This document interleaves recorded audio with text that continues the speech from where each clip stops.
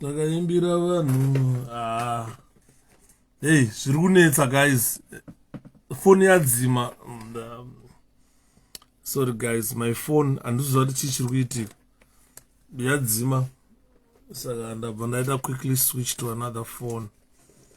Ini newe kudzinza redu takamirira vanhu varayirwe. Ini newe ngatimbe tiimbire vanhu vavarayirwe. The words of the wise influence additional sayings. Sorry guys, phone yangu just switched off. I don't know what happened. The phone just died, and the battery just died. Pandurufunga kuti maybe ndikutaura nevanhu, phone just died. Ndimona, the phone just died.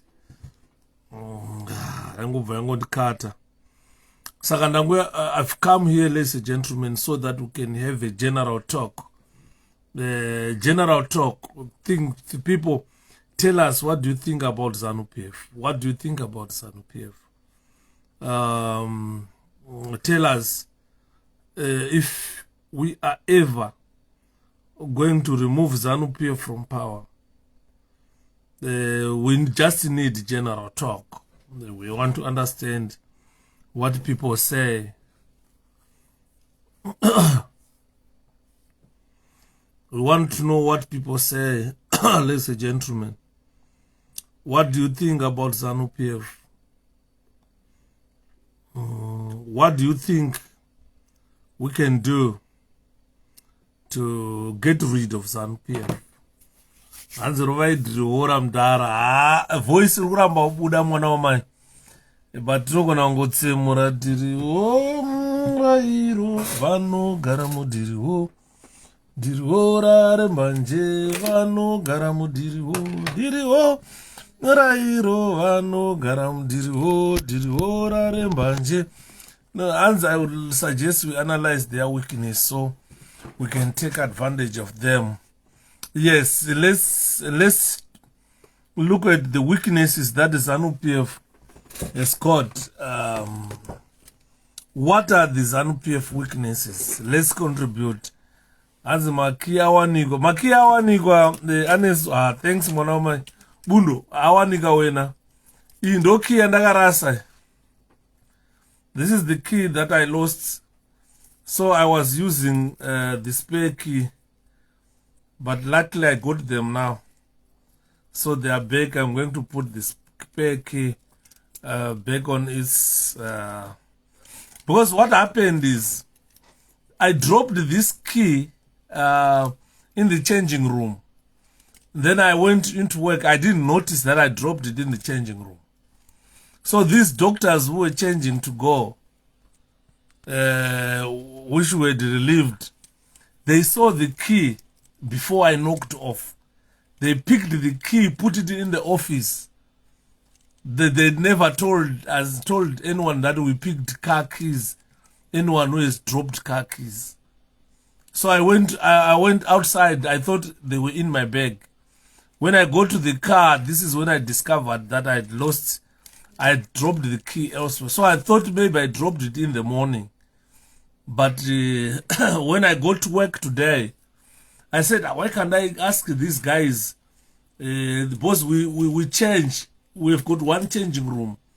So doctors, nurses, healthcare assistants, and so forth, they change there. So I asked the guys, last week I lost my car keys. Anyone picked them up? I said, oh, the one with the red leather band. I said, yes. Oh, it's there in the office. We picked them from the floor. I said, what? Then I said, luck me. So I'll take back the spare one. This is the spare one, and this is the original. So I'll put back the spare one. I was worried because this key cost about £200-300 to replace. So I was very worried. Those 𝗴𝗂𝘃 wire to replace. Very expensive to replace, definitely. And I'm so happy. I'm so happy. Kuti anhongwana nachiremba. Vana chiremba nditsanangurireiwo. Kama. Ndo zvakanakira vana chiremba. Danga rimwe munhu anhonga ipapa. Tisina kumawana. So, what do you think about 𝗴𝗃𝗃 suggests we talk about the weaknesses that ZANU-PF have. One weakness that I know about ZANU-PF is they portray themselves as a democratic party, whilst we know that democracy does not exist in ZANU-PF. Their Congress is an armed coup. This is the weakness that ZANU-PF have. It is a political party that utilizes the mass of the army. ZANU-PF has got no supporters. This is one thing that people must know. It has got no followers. ZANU-PF has got no followers. But those are people who are brutalized, who vote ZANU-PF.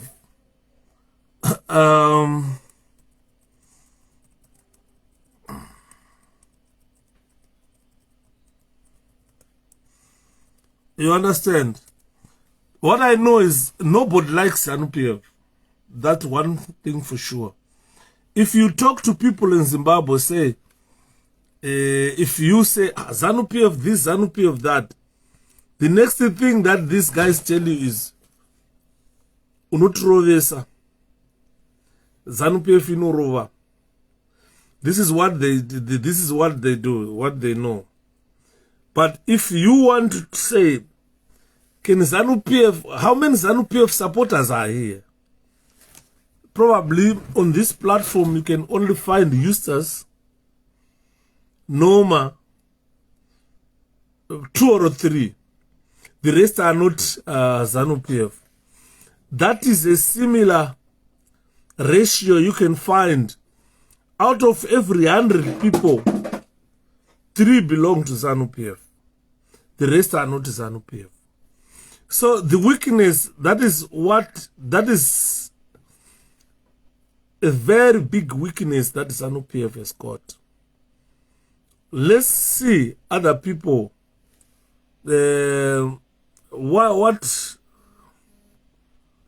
What weaknesses do you think ZANU-PF have? Let's hear from other people. What weaknesses do you think ZANU-PF have?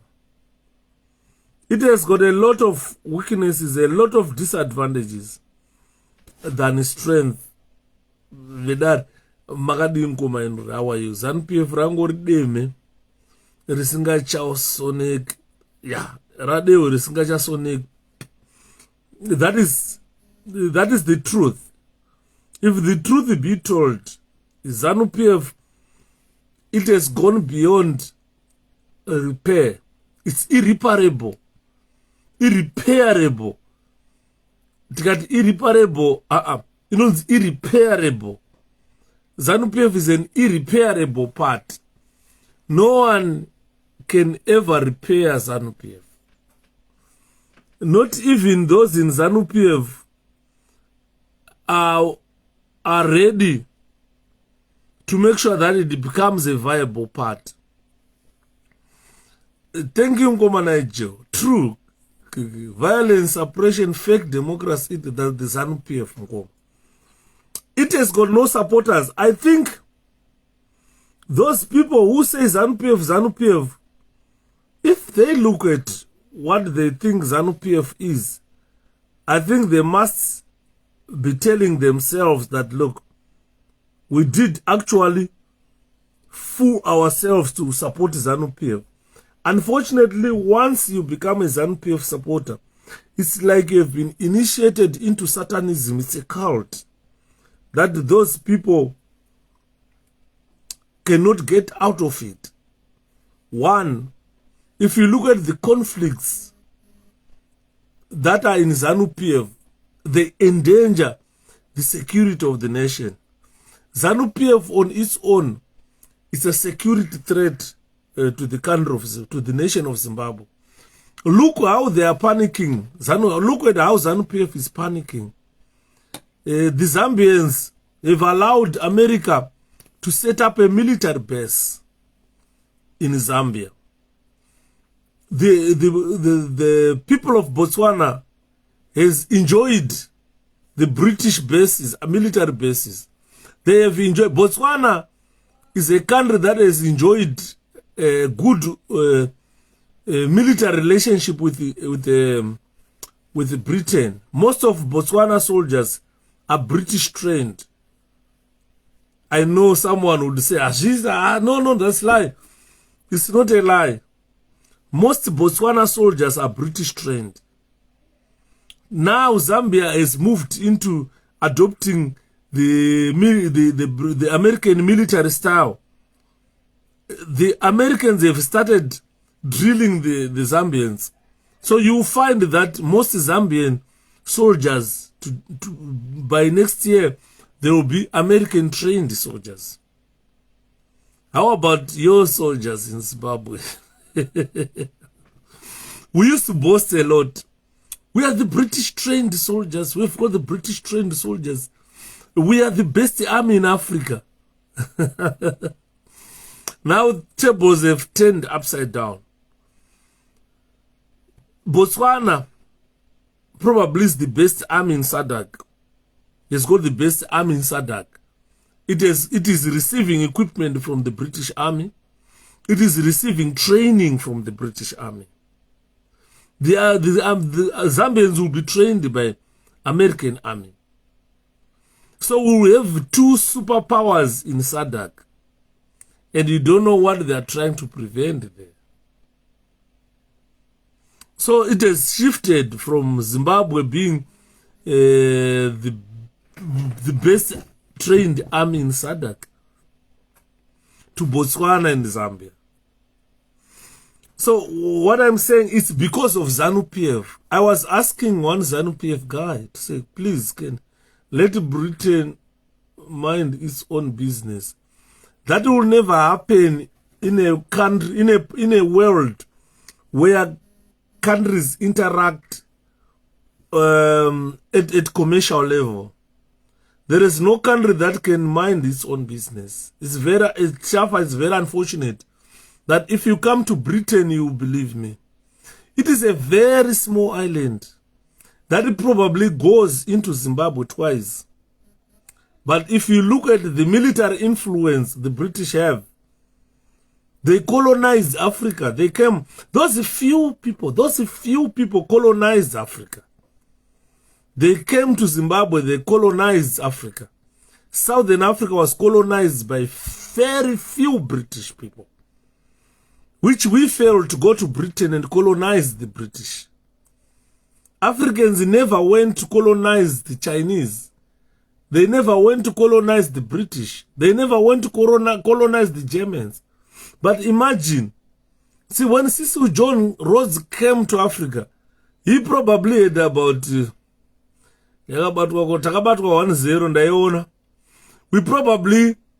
They probably came about 10-15 people. And those 10-15 people, they managed to colonize Africa.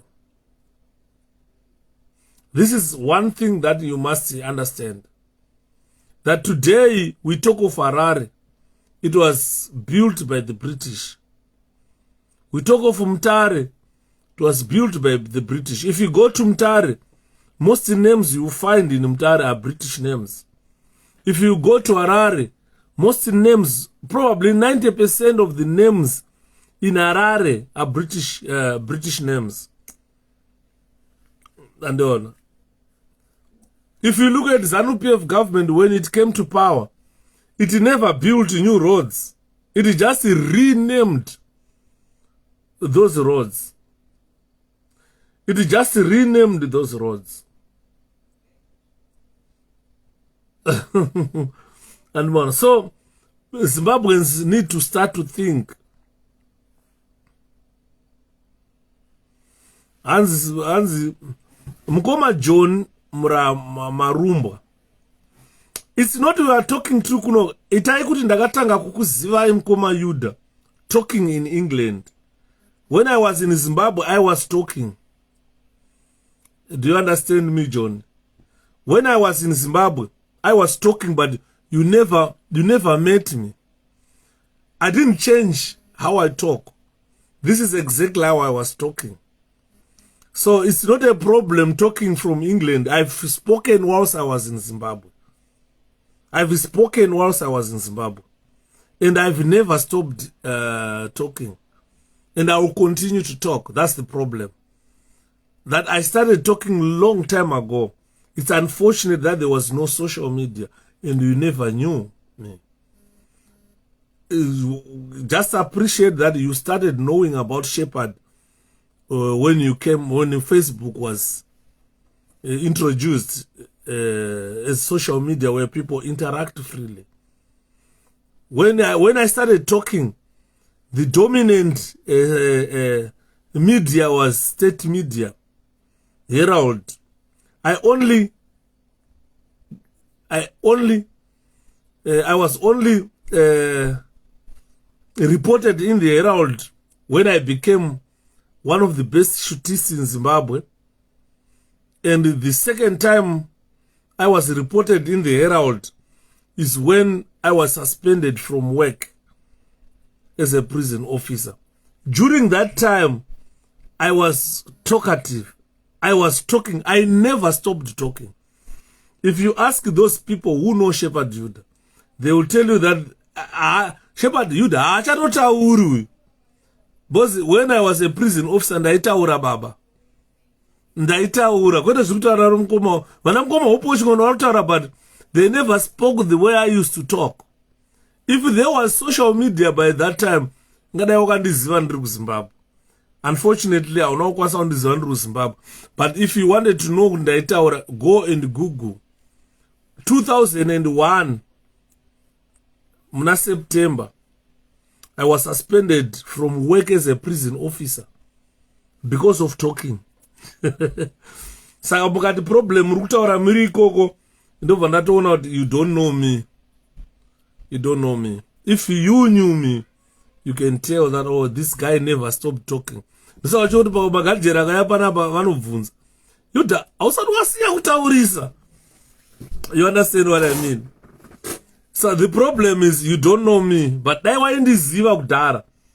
2001, ukagoogle, I was suspended. Just type kuti Zimbabwe Prison Service suspend 16 prison officers for being MDC supporters. You read the report here 2001 September. Saka I never stopped talking. It's unfortunate that you don't know me. But I wanyasondiziva ndobo wanyasoona kublazu. Na nasa achiri kutaura, he never stopped talking. At all. Ndogona kugugulira article yacho ndokupa. Unotaipa kuti Zimbabwe prison services suspend 16 for being MDC.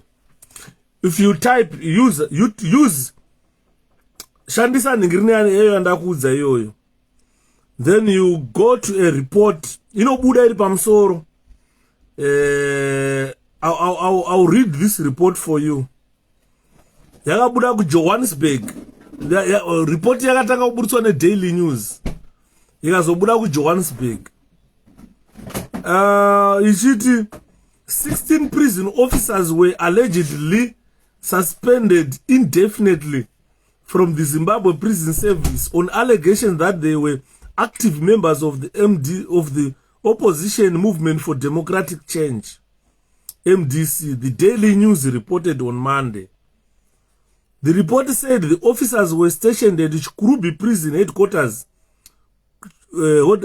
complex, comprising of the maximum security prison facility and training depot in Harare. The newspaper quoted a letter dated 27 September and sent to each of the suspended officers as saying, the above named member is to be placed on interdiction from duty on half pay with effect from 27 September 2001 in terms of section 6.1 of the Zimbabwe of the Prison Staff Appointment and Discharge Regulations 1984 for allegations of being an active member of the opposition political party MDC. Ndaita ipapo pandaitaura ndaita ndandiri organizer ndanditori organizing secretary weHarare East District ndichitofamba ndichimobilizer vanhu ipapa ndaitoita ndofunga ndakupindura ndogona kukupa nemazita acho kana uchida nemazita ndikutsvagirei nemazita kana uchirwadziwa nachamisa ipapo aiwa musamurega kuti arwadziwe musamurega achirwadziwa kungomuonesa kuti paanofunga kuti takatanga kutaura nenyaya yekuti kwaane Facebook. This is 2001 handifori kwakune Facebook. This is 2001. I was suspended on the 27th of September 2001. Ndoda kumuverengera pane mazita. This ndakumuverengera pane mazita mudze ako uyo azinenge dzakadhakwa. Watching from Plum to Siyabonga, how are you? I just want to read for this gentleman to understand, because sometimes people think Shepherd started talking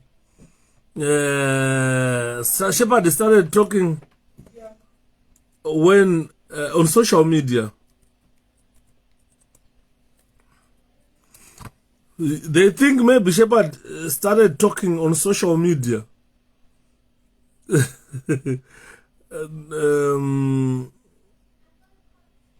I just want to get to the report. Pane mazita then ndobva ndamupa mareports acho. Ndobva ndamupa mareports acho kuti azive. Handina kutanga kutaura nhasi zvandiri kutaura izvi. Ipapo ndaitoita.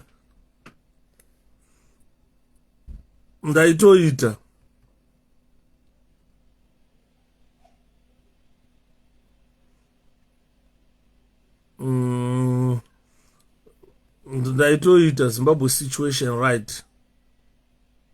Let me read you the full report.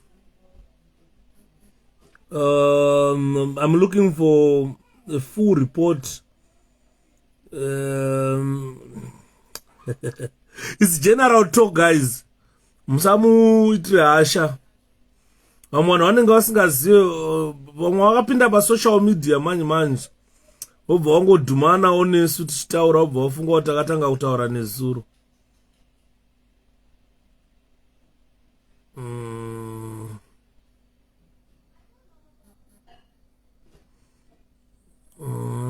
Director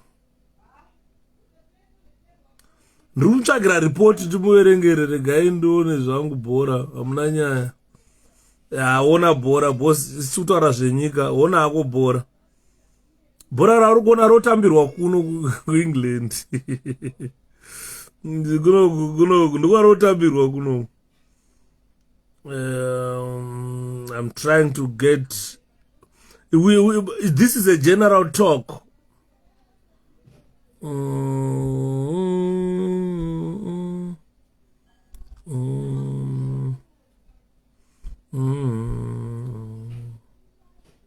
Prison suspense 16.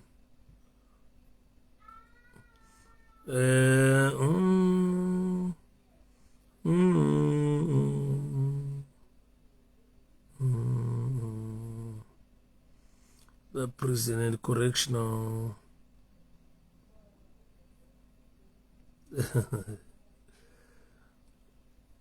Pakaipa.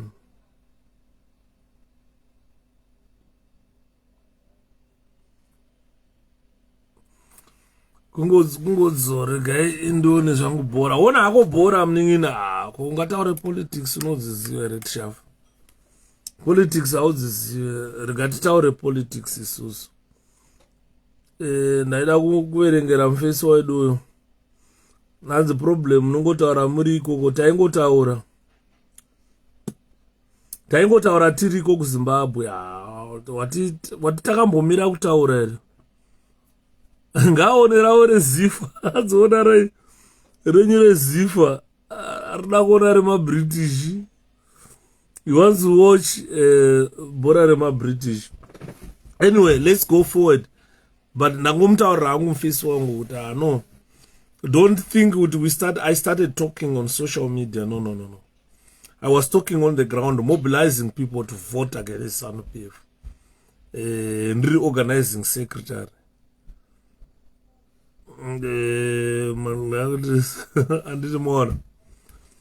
So let's what we are saying is let's look at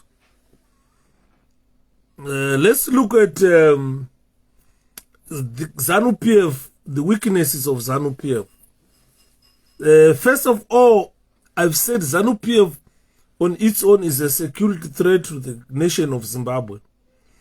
It is a political party, it is not government. This is what people don't understand. They must try to differentiate a government and a political party. If people of Zimbabwe understand that a political party, ZANU-PF is like lead ya Linda Masarira ya nezana zvinakusiyana. ZANU-PF yangufanana ne-MDC ya Monzora zvinakusiyana. But when it comes after an election, kana pane political party inenge yapuwa mandate nevanhu veZimbabwe kunzi imimi chivaipo muite sei musete government, tinenge takutarisira kuti vanhu kana vachiti vavhotera ZANU-PF, what these people expect from ZANU-PF as a political party is good governance. Whoever will be picked into a position like a minister or what to serve in the government must serve earnestly, which is an unfortunate way that ZANU-PF has never served earnestly. You look at the crime. ZANU-PF is a political party that is full of criminals. All those people who murdered Zimbabweans on political grounds belong to ZANU-PF. So on its own is a criminal organization. People who support ZANU-PF, most of them are criminals. Understand why? It's because they know they've committed crimes. They fight tooth and nail to try to prevent ZANU-PF from being dislodged from power. Because they really know that if ZANU-PF lose elections, then these people are up for grabs. They will face the music. Even if they run away into Zambia, because they committed an international crime of murder. Murder, you don't go anywhere. If you are a murderer, you run away, or a rapist, you run away from Zimbabwe to China, China will deport you back. Because you are a murderer, you are a rapist. There is no country in the world that can grant you asylum if you are a murderer or a rapist. So this is why you see these people, they prefer to die supporting ZANU-PF. But they know if ZANU-PF lose, then those crimes of murder, they will definitely have to appear or face justice. So most of these criminals, they hide behind ZANU-PF. This is the weakness that ZANU-PF has.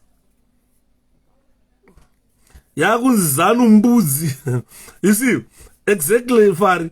Because most of its supporters are criminals. Are people who confiscated people's properties. These are people who do armed robbers. These are murderers. They are as good as Chidumo. They are as good as Wanama Sendeke. Most ZANU-PF supporters. So this is why you see they fight tooth and nail to make sure that every election they become violent, like what we witnessed yesterday. They stopped 𝗵𝗂𝘃 from door-to-door campaign and pelted them with the stones. It's because they are murderers. They know once ZANU-PF loses power, they will face justice. They will face the music. It was actually rescued by Tsvangirai. Yes, Mdara Tsvangirai rescued it. Are you okay, Ashi?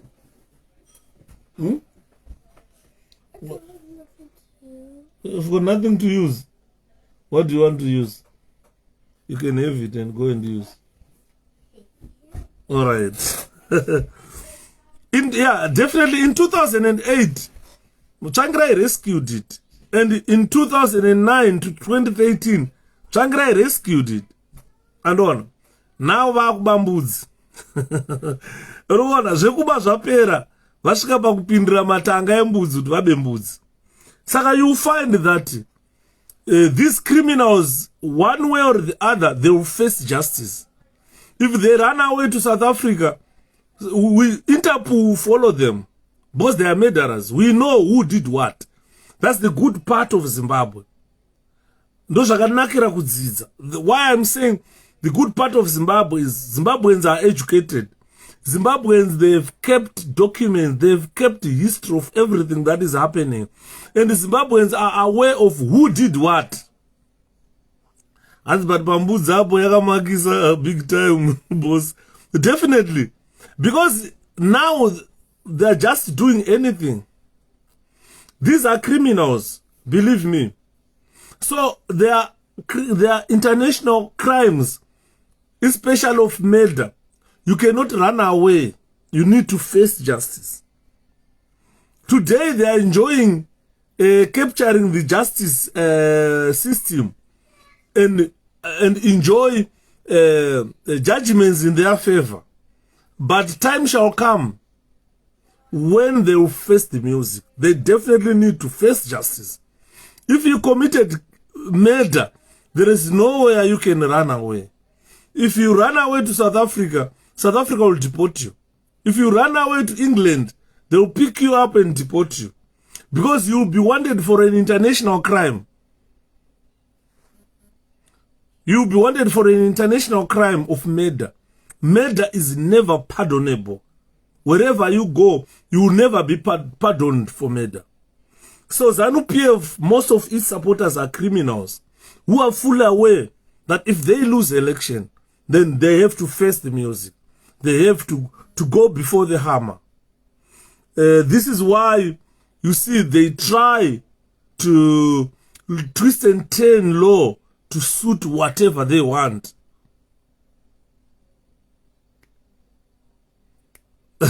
As in do one person asingatenderere kunge mudzimu unotaura chokwadi sezvazviri. Definitely 𝗵𝗂𝘆𝗀, they need to face the music. They need to dance to what they did. Because if you are sent by Mnangagwa to go and kill someone, you must understand that the person who killed a person, people saw you killing. And if they ask who killed this guy, people, they will say it's 𝗵𝗂𝘆𝗀. When 𝗵𝗂𝘆𝗀 is arrested and they say I was sent by Emmerson Mnangagwa, that doesn't work. It's 𝗵𝗂𝘆𝗀 who be arraigned before courts and you will be sentenced to death because you committed a crime of murder. Murder is never pardonable anywhere in the world. You understand? Then if we look at culturally, ZANU-PF has got a weakness. When they talk about Mbuyane, they think Mbuyane was ZANU-PF. When they talk about Chimurenga, they think Chimurenga was ZANU-PF. ZANU-PF is just a political party which was formed around 1964, 63, 64, 65. Between those years, 63, 64, let me roughly say 64. Mbuyane was already hanged in 1964. Chimurenga had already died by 1964. And when ZANU-PF talk about 𝗵𝗂𝘶, talk about 𝗁𝗵𝗁, they think they are talking cultural politics. And they think they are the only people who own 𝗵𝗂𝘶. They think they are the only people who own 𝗁𝗵𝗁. Because munakatanga 𝗴𝗵𝗂𝘆 ainzi murenga. Then they came and say 𝗁𝗵𝗁 because of murenga. When ZANU-PF talk about murenga, they personalize murenga. They personalize 𝗵𝗂𝘶. They think 𝗵𝗂𝘶 belong to ZANU-PF. If 𝗵𝗂𝘶 was a medium spirit, Zimbabwe wouldn't be suffering the way it is suffering today. That is ZANU-PF yaidiwa nemidzimu yenyika. Ingadai ZANU-PF, ingadai vana Zimbabwe vasingasafe zvavari kuita.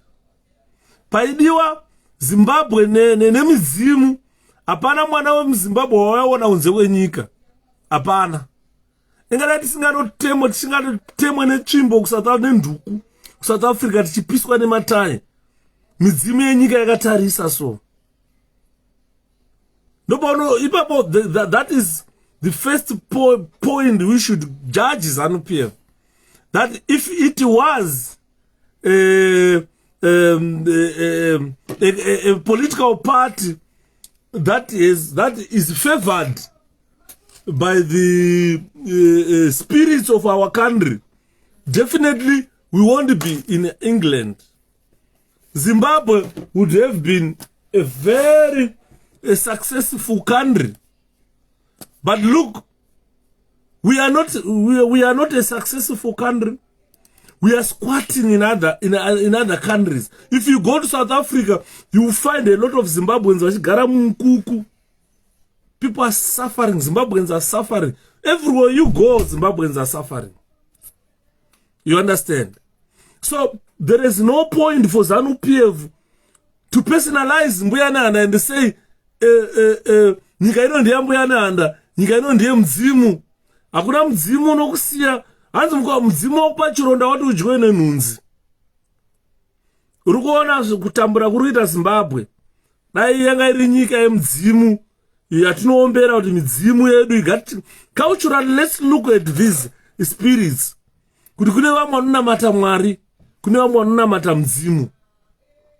Dai ZANU-PF nemanamatiro ainoita mudzimu vachidaidza zita raMbuyananda kutotora chidhori kunochimisa muna Julius Nyerere, Zimbabwe won't be struggling. Unotozvona kana une mudzimu yako chaiyo yakanaka pamusha, hautamburi. Kudhara vakuru vaiti takakura tichizvinzwa. Hanzi kudhara waiti ukafamba rwendo kwakusina motikari, ukadimburira nemusango, ukanzwa nzara waikona pasi pemuchakata, ukanda bute soombera. Hanzi wapedza kuombera so unoona pachuya ndiro yemuti yakazara chikeni yakakangwa nesadza rezviyo nemvura yekugeza maoko. Mugeza maoko mutanga kulowa. Andinoona andozva zvakaita Zimbabwe kudhara. Now they are goat looters, they are thieves, they are murderers. Hakuna mudzimu unoda mhondi, hakuna. Ndosaka uri kuona vana Chidhumo vakahemwa, vakaiswa tambo muhuro kuhemwa saMbuyananda. Ozati vakahengerwa chii? Chidhumo aive nemudzimu yakewo yaitomuda. But mudzimu yakaona kuti mwana apanduka akuponda vanhu. Mudzimu yake ikamusiya achisungirirwa patambo. And you must understand nyaya dzemaspirits. Kuti mudzimu wokumba kwana Chidhumo wakamusiya achiponda vanhu, ukamusiya achisungirirwa patambo saMbuyananda kurembedzwa patambo. Achinonzi avigwe kumusha kwake, anovigwa nestate kuva vanhu asiri unmarked, kungonosvika kukandwa kuraswa kunge mbwa. But haana mudzimu here. Haana mudzimu here. Andove nemudzimu yake Chidhumo yo. But mudzimu yakamufuratira akahemwa. Zimbabwe kana iri nyika yemudzimu yafuratirwa nemudzimu. Hakuna mudzimu unogara patsvina dzakaita sana Chiwenga. Mamboona here motakedi yaGeneral Chiwenga. Idi ana motorcade yakadaro. Mabenzi epolisi achimhanya machima rodi kuzara vice president. And Murona. Hey guys, are you okay there? Yeah? Clint. Mwana wangu. And Murona nyati utaura. Ndiye kuti Zimbabwe yafuratirwa nemdzimu. Hakuna nyika ine mdzimu yayo inotambura kudaro. Exactly, Manduwe. Those people, they went to Chinoi. Pamusoro pegomo kunokumura boots kuombera. Wadaidzwa neng'anga. Hakuna mdzimu yakadaro. Saka tikutaura, those are weaknesses, _PF weaknesses. That they claim that ndo vane mdzimu yenyika. But if you look at kutambura kuita vana veZimbabwe, definitely hakuna mdzimu unokurega uchitambura kudaro. Hakuna mdzimu. Uona uchifugama uchikanda buto kuti asekuru. Ndakambokutaura ndikati mamwe ana asekuru zvimwe zvatodaidza kuti ana sekuru zvimwe zvacho dzaive mbavha dzembudzi. Unofunga zvakafanana nemupana iye anonzi taurai kundishaya akafa nhasi. Kumusha kwavo vanoombera kuti vataurai sekuru taurai mauya. Handekwa hopo chikonotonoba mbudzi. As you, hi, thanks for your time, man. You restless Zimbabwe will be free. Your efforts won't get lost in vain. No bad prevail. 𝗁𝗵𝗶 which persecute us. That's the people's general before being a politician. He is the nation's son. Eustace, nation's son. Ndiyo watukutaura pana nation's son wako. Kuti kubviswa kwakaitwa Mugabe na Chiwenga. Mugabe akabviswa na Chiwenga, ana kubviswa na ED. ED yanga atiza. ED was removed, was fired from 𝗁𝗵𝗶, and he fled Zimbabwe. The way General Eustace fled Zimbabwe. But this son of soil, Eustace Kanyemba, is telling us today, is the one who went into the barracks, took away soldiers, and removed Mugabe. ED was just invited to say, oh no, Mdara, come back. Come back. ED was just invited, come back. But he was fired from 𝗁𝗵𝗶 and he fled Zimbabwe. In a similar way, Jonathan Moyo left Zimbabwe. In a similar way, 𝗭𝗵𝘂 𝗪𝗂 left Zimbabwe. ED Mnangagwa fled from Zimbabwe to South Africa. And you wonder why. These 𝗁𝗵𝘂 people, they quickly run away. What are they running away from? Why are they running away from? Vachamisa pavakanzi hausiri president weMDC. Why didn't he run away? Why didn't he run away into South Africa or into Botswana? Only 𝗁𝗵𝘂 people, when they are fired or they run away into Zambia, into Kenya, they are scattered everywhere. Why are they fleeing Zimbabwe? Wanotaura ndiye mdzimu. Taiona vachienda vachita mabira. 𝗁𝗵𝗂 yaita mabira. Vanoita pungu vachitamba ngoma. At the end, they ran away from Zimbabwe. ED ran away. When he was fired from 𝗁𝗵𝗂, he ran away. Imagine. Kuti dzakapuwa poison inoshinyanga pahuro. Imagine, because unoziva kuti kumusha Cletus. When we were growing up, we were told to akaita ingest poison accidentally, you give him a cup of milk. Ice cream has got milk. But at the end, it was poison was laced into an ice cream. And he started kumushinya pahuro kumdzipa. Kudzipwa ne poison ice cream. And he ran away from Zimbabwe. My old man Yuda. He was removed by Chiwenga. That guy you call son of soil. 𝗭𝗲𝘂. He fired Mugabe. And do you know, what is said about the way Mugabe was removed? Those, General Ch did not even allow Mugabe to go to the toilet. They said you can only go and shit after you append your signature on this resignation letter that we've wrote. As he was fired, but we don't know why they consult him in part. Eustace does not understand what I'm talking about here.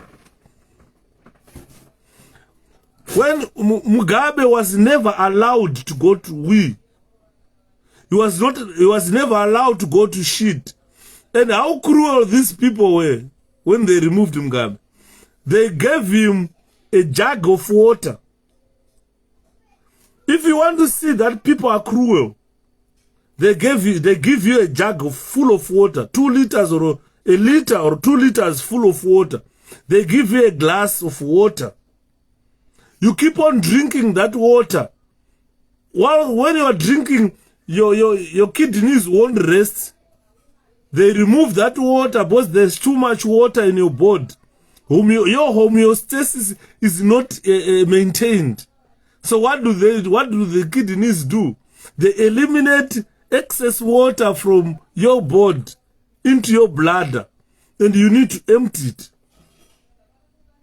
You need to empty that. But Mugabe was not allowed to shit. He was never allowed to go and wee. And they gave him that jug of water. He was drinking that water every time and then. When he requested, can I go to the toilet? They said, no. You can't go to the toilet. If you want to go to the toilet, then we will let those people outside into the State House. And you will see how you are going to die. That's what they were telling him. As I'm late today, how are you? I'm okay, D. Seriously. They were telling Mugabe that once you go to the toilet, we just open the gates, we tell the soldiers not to do anything. And you see how you will die in this State House. You can only go to the toilet if you sign this letter. Read this resignation letter, sign it, then we let you go to the toilet. That's 𝗁𝗂 doing that to Mugabe. That's 𝗁𝗂 doing that to Mugabe. And the ZANU-PF people, they say 𝗁𝗂 is son of soil. When he treated Mugabe like rubbish, he told Mugabe that Mdara, oh, this jug of water, you can drink it. Drink as many as you want. When he was halfway down that jug of water, obviously he wanted to go to the toilet. And they told him, you can't go to the toilet, Mdara. He said, I need to go shit. You can shit yourself there. You can't go. Read this letter. General talk on the stupid wickedness of the ZANU-PF regime. Bravo. Thank you, Niger. You understand? As I'm late today. We are talking, it's a general talk on the what do we think about ZANU-PF? Because we are saying, some people think ZANU-PF owns Mbuyane, it owns the spirits of the country, which is not true. This is why you see even Mugabe, they refused him to go to the toilet to shit and wee. Mugabe ended up weeing himself. And good luck, Grace Mugabe had put a pamba on Mugabe. Even his son confessed, Robert Mugabe Jr. confessed, that my dad was now wearing pambas. He couldn't even stand up and go and shit there. And 𝗁𝗂 knew it, that, oh, this Mdara is shitting himself now. You see, so that is a weakness in ZANU-PF. They waited until Mugabe was useless. And 𝗁𝗂 removed him. Today, 𝗁𝗂 is going around with a motorcade, 100 cars. If you count those cars, there are almost 100 cars. Soldiers, and he is protecting himself more than Emmerson Mnangagwa. You understand? That is the weakness of ZANU-PF. We last heard Putichirira Zimbabwe in 1978. 4 or 5 decades ago. But someone is still going around with a battalion. As Mr. Don't disturb our meeting. You understand? So what we are saying is, the conflict within ZANU-PF, or ZANU-PF and its conflicts, ZANU-PF is a security risk in our country. If we look at the crimes that they committed, these are the crimes that they only keep in Zirise. They are the crime. 𝗏𝗂𝘆 statue iripi. ZANU. I don't think I don't think with other statue they will never do statue yakagui. They will never, because vanakagui vacho vakatotsamwa sekristole kagui nambuya danda vacho na ameno nevamwe vakafa vanachaminuka vakatoshatirwa vanhu vaya. What they don't want is ZANU-PF. Dai ZANU-PF yaidiwa nemudzimu yenyika, hakuna mwana waZimbabwe aipondwa. Dai ZANU-PF yaidiwa nemudzimu yenyika, hakuna mwana waZimbabwe aitiza Zimbabwe. Hakuna. Hakuna. Mdara. As here you are now contradicting. So if you want, no, Mugabe, he shit himself on that day. After 𝗏𝗂𝘆 about Mugabe, I in the toilet. Mugabe shit himself, he weed himself. At the end, anga akunyara mdara. No vango chindi pa indiverenga. Azi kunonga kanochema kati mdara ona nuza kutera imani. Madi mango verenga mapedza mubva moenda. Andi sera ina azu zvenyika izvo. 𝗏𝗂𝘆 akutotora nyika. Son of the soil wants his country. Because as 𝗏𝗂𝘆 akataura ndaienda kuhondo mdara iwewe wangosikaende kuhondo waiswera kuMozambique kune mabhebi. Ini ndichienda kuhondo. Saka ndipe nyika. Verenga apa ubva apa. Adora. Saka you find kuti Mugabe was removed by son of the soil. Comrade kumatapi apakapenga. So you look at ZANU-PF, if you look at ZANU-PF weaknesses, we go to the economics of the country. If you look at the economic side of Zimbabwe, even uyo anonzanu uyo ichekunyenga vana ichi ndakazonzwa nyaya yaMuhadhi. Guys, Muhadhi of course ainyenga vana, but why Muhadhi was removed by ZANU-PF? It's because Muhadhi had clearly told ZANU-PF people that you guys, you have run the country down. You don't know what economics is. Why can't we? Muhadhi is the one who made Liverpool 3. Kumana Liverpool zvayakutiitira izvo. I knew it. Liverpool zvayakutiitira izvo. Bhora ratoshata bhora. Liverpool ratoshata. So Kembo Muhadhi said to ZANU-PF, let's bring back these white people to assist us with our economy. This is when ED said, okay, I'll appoint chidhara chinonzani chidhara che hanzi inosenza nepi mdzimu yacho inorega mabhuruku acho akaita nabita achitaura nezvenyika. Eustace, why can't you say the truth? 𝗏𝗏𝘆, do you know Mdara economist, a former MDC MP, 𝗏𝗏𝘆, who is advising Emmerson Mnangagwa now? He's a white man. I don't think, Eustace, you are aware of that. Are you aware of that, Eustace? That Emmerson Mnangagwa's advisor is a white man, former member of parliament in the MDC. I'm not sure whether you know him. Do you know anyone known as 𝗏𝗏𝘆? I just need to help Eustace. Maybe it's not help about 𝗏𝗏𝘆. 𝗏𝗏𝘆 is a former MDC member of parliament in Bulawayo, who is now the advisor to ZANU-PF. He's an economist.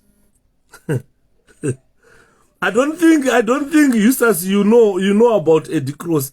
I'm just helping you to appreciate the why whites are wanted in Zimbabwe, are required. We have got 𝗵𝗂, who is a former MP for MDC in Bulawayo. Today he is the economic advisor to Emmerson Mnangagwa. I'm not sure if you are aware of that, Eustace. I'm just helping you so you understand that it's not about 𝗵𝗶. It's about 𝗭𝗵𝗁, who said to Mnangagwa, Mdara, ngatidzorere varungu ava. These white people, vakatisira nyika. They never taught us how economies run. Look, we have destroyed this country. Why can't we accept these white people back? No power gonna is white people you have to pay land. We are sure that marari navo. I start out kuno to farm you ora. When the farm you ora, when the Sakataku visa new to just land to the white people. And he appointed 𝗵𝗂 as advisor to president's office where economics. I'm still surprised why Eustace would point fingers at 𝗵𝗶. Eustace is still pointing fingers at 𝗵𝗶. Videos are there, I can even show you if you want. Emmerson Mnangagwa castigating blacks, telling his ZANU-PF people that black people vavanhu vane makaro, vakaona this farm iri kubudirira mangwana anosiya yatora yauraya, onotora imwe farm ouraya, onotora imwe farm ouraya. There are multiple farm owners who are doing nothing, who destroyed the economy of Zimbabwe. So he was saying he wants to take that land back to the white people. And on top of that, he appointed 𝗵𝗂 as advisor, economic advisor to ZANU-PF. So I don't understand where 𝗵𝗂 comes in here. I don't understand where 𝗵𝗂 comes in here. 𝗵𝗂 never appointed 𝗵𝗂 as advisor to ZANU-PF. He never told Mnangagwa to go and give land back to the white people because blacks were just hopping from one farm to another, destroying farms. If you want to talk about that, I think you will. He never told 𝗁𝗂𝘆𝗀 to support ZANU-PF. ZANU-PF has got more white people than 𝗵𝗂. ZANU-PF has got Belarus, those are white people. If you want to see white people, you just go to Russia. Ma British are going to white, avakata pink. If you want to see white people, go to Russia. Those are Mnangagwa's friends. Don't point at 𝗵𝗶. Ana murungu anaye. I'm just helping you to see that ZANU-PF's weakness is destroying the people. Some people want to go mangai. No, Mudzizi say. The good part at the page, Eustace Aripa platform where he has learned a lot. Anzumkoma yuda. Magazo mawana erimaki. Ndakamawana mkoma izaya. Aya. Ndo anga arasika. So I was using this spare key, but I got them now. I got them today. I said, oh, where have you been, eh? Where have you been? You lovely key, eh? Lovely key. Ndafara visingaiti bandaiwana. Ndaiwana nas.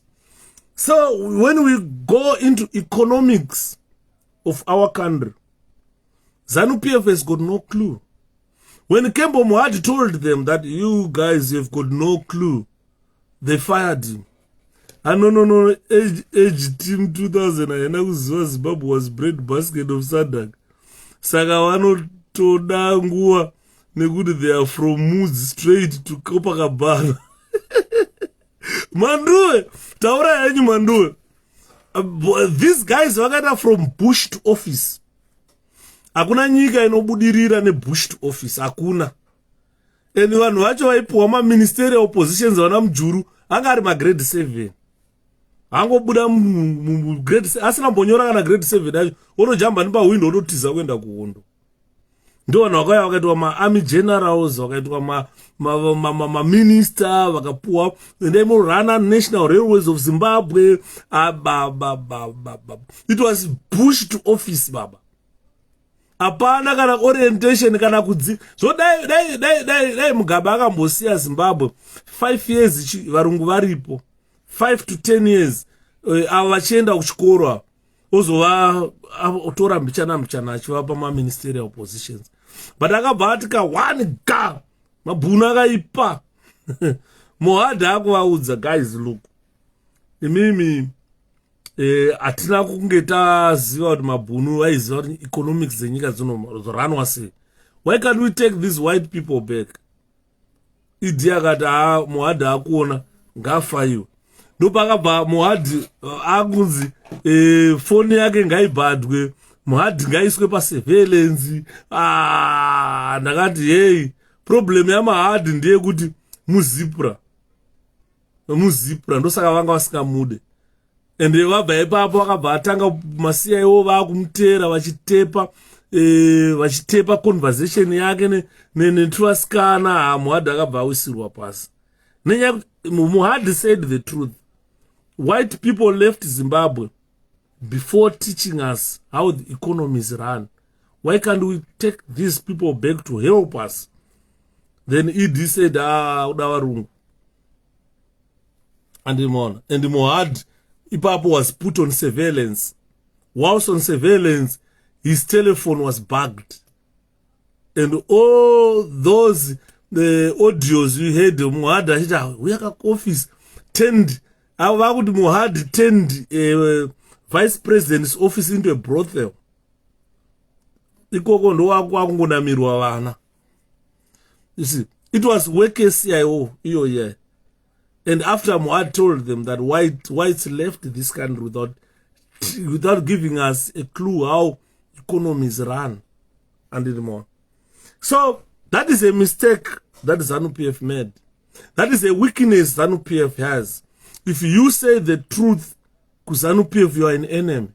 Look what they are doing to 𝗭𝗂_𝗀. They want to steal his gods for telling the truth. ZANU-PF just hate the truth. They were clearly told by Kembo Mohadhi, why did we leave whites leaving this country without assisting us on the economic side? Then why can't we take these white people to help us? Appoint a finance minister murungu mdara. Idi akabva anhonga 𝗭𝗂𝗪 akamuti kusports, akabva anhonga 𝗴𝗂𝗪 akamuti anzi advisor wefinance. It's not enough. Kembo akati dzingai zvese zvakaita chocolate izvi. Appoint whites in those positions. Minister of Agriculture must be a white man. Ndozvokutaurwa kuZANU-PF naKembo Mohadhi. But vana Eustace vanoswera vachema, yeah, my whites, yeah, my white. He doesn't have any clue of a political party that he supports.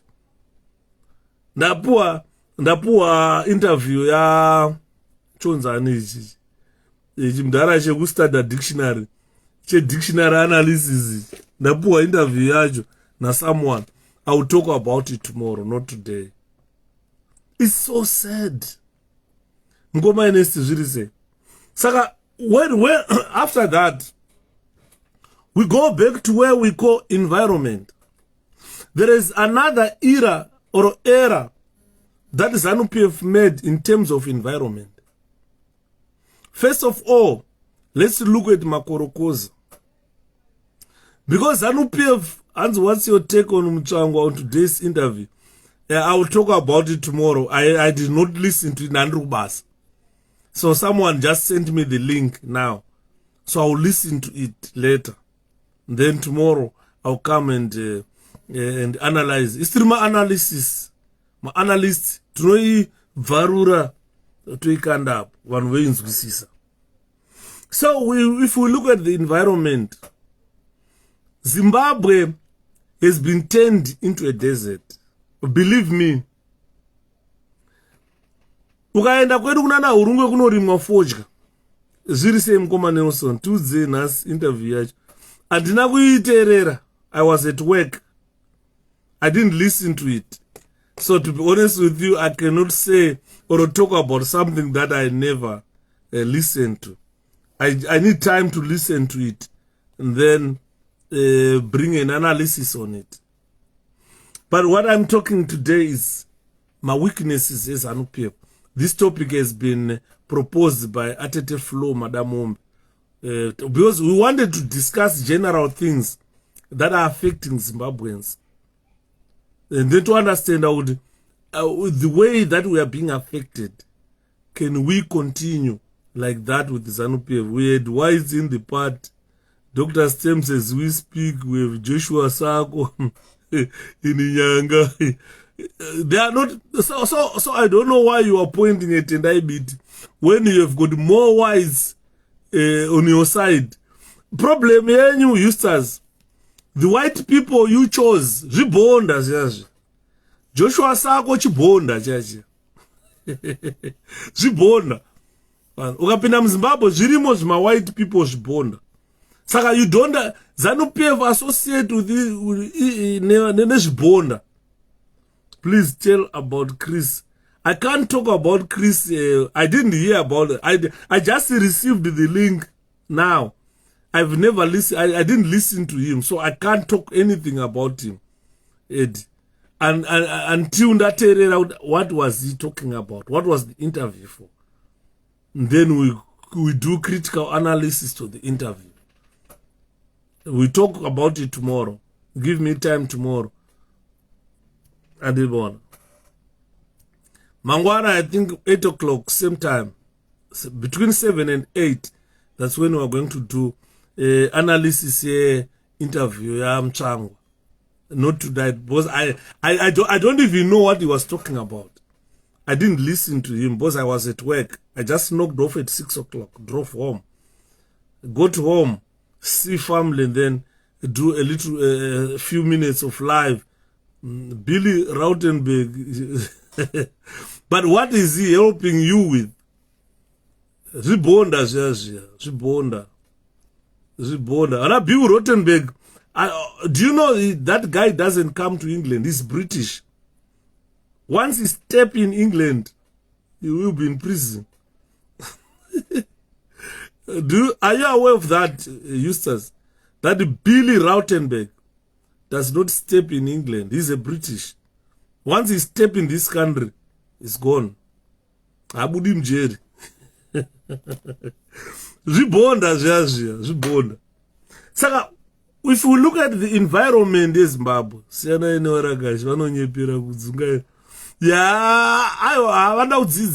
we need to teach them. We need to teach them. Because Rautenberg cannot advise ZANU-PF on economics. This is why you see, when Dr. Stems was Minister of Health, everything zvakabva zvafa. Ezvo zviwese pana general pana son of the soil mwana wevhu chaiye chiwenga mwana wevhu chaiye mabagwe bana mabagwe manje harugba adiona saka health yakabva yata mbombo. So tikatasa ku environment, like what I was saying, the weakness with the ZANU-PF, it cannot control the environment. If you go ku Urungwe taingorima fodya kubva kudhara. Fodya iyoyo tasingapise nemarashi, takavaka mabhani. Kutema miti gore negore kunowa miti kunopisa fodya. Every single year kunowa miti kunopisa fodya. And the miti iyoyo haisi kureplacewa. Kuti ichareplacewa kuti sango ridzoke hakusina. So ZANU-PF does not see how it is causing global warming. Pana God bless health department. God bless Pumura. Saka, if we go, tikatarisa why vanhu vakaenda kuhondo, people wanted land. and freedom. When they came back from war, vanhu vakatopushwa west. You know, and remember yesterday I was talking nevanhu vekumusha kwangu tichitaura nyaya yekumapwau, tichitaura nyaya yekunana 𝗴𝗂. Instead of ZANU-PF acquiring farms for resettlement, they pushed us far into game park, shrinking the place where animals live. Ndakazonzwa ndakati kusafunda kwakaipa sere. Maika yanonzi opa muchinguru ndakanzwa vakutaura kuti tine nzou dzakawandisa hatina sango hadzichakwani musango. Ndikati motaurireko kunyepa kuti after independence vakacreata maruzevha akawanda kwese kwandiri kwataitaura nezuro kwese kwakatocreatwa kunana 𝗏𝗏𝗀 kwandaitaura mamutori mugame park. Mom said you should hurry up so that we can go buy milk for tomorrow. Mom said you should hurry up so that we can go buy milk for tomorrow. All right, baby girl. Okay, baby girl. And then Saka, you see what I'm saying here? We were pushed into game areas. Unana 𝗏𝗏𝗀 kwaigara mhuka shumba. Ndokatakatanga kuona shumba kwachundu. Nzou, nyati kwachundu. Andimona. So we were pushed into game park. ZANU-PF created more reserves than Ian Smith. Instead of acquiring land to resettle people, they were pushing people into maruzevha. Maruzevha kwacho ku game park. Mhuka hadzichakwani, my boys. Hatisina magame park akakura. Mhuka hadzichakwani. Akuti tine nzou dzakawandisa. Panzoti ataura takaisa vanhu vakawandisa kumaruzevha, takacreata maruzevha akawandisa. You see how ZANU-PF make errors. Kana tuta kusafunda, because vana opa vakangosiya chikoro vari magrade 7. They never made effort to improve themselves kuti varizini. Saka you find kuti vakangosiya nyika vakacreata maruzevha akawanda. Kudarika dai vakatora mapurazi anga asingashandiswe nevarungu vakaresetla vanhu. Kutaura kwatikuita vanhu vekuZimbabwe ngadai 𝗏𝗏𝗀 42 years. Andimurona. Saka environment chayo it was destroyed by ZANU-PF.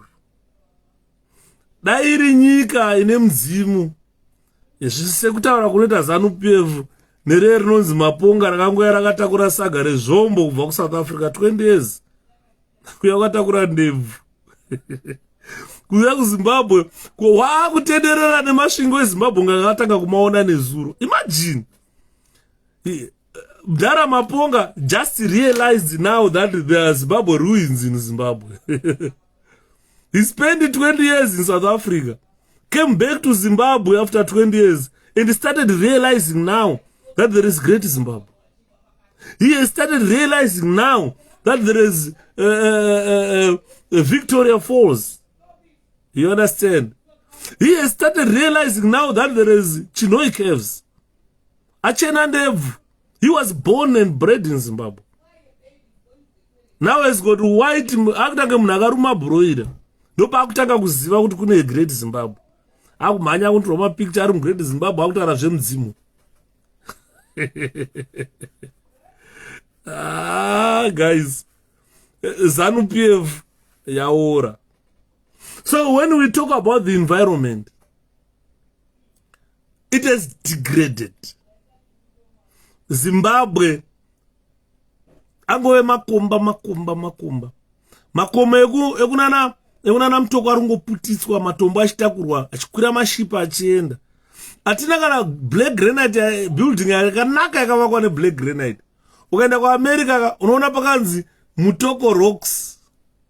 Black granite yakavaka mabuildings ari kuAmerica yakadonzi Mutoko. Kundosvika kutopinda mabuildings akanzi Mutoko akanaka baba. Atina kana mabuildings akadaro kuZimbabwe. But ndisi tine matombo. Ndisi tine matombo. Ndosakaona magufuli akapenga magufuli ya. Ndakabomputa achidhara chinopenga chimagufuli che. Pandakazoona kuti chiri right time. Ukaenda kuTanzania, for your own information, vana avanzwisi ndakuudzai secret nhasi. Ukatasa nyika yakanzi Malawi iyayi, Malawi kanyika kakacreatwa nemaBritish because they wanted to take control or take charge of Lake Malawi. So they created that country. Part of that country is Zambia. Part of Malawi is Mozambique. And the part of Malawi is West Tanzania. If you go to Tanzania, ndokonoona vanhu hama dzangu inini vana Yuda vakawanda, they are Tanzanians. Vanobva kuTanzania. We are originally Tanzanians. Andiriona. Ukaenda kumusha kwedu, ukaenda kuMalawi, baba mnini wangu inini vakazoshaika vaya. You used to go kunda kuTanzania achinoona madhara achidzoka. Ado. Saka Zimbabwe haina mudzimu. Inyika iri kutanda botso. ZANU-PF iri kutanda botso ZANU-PF.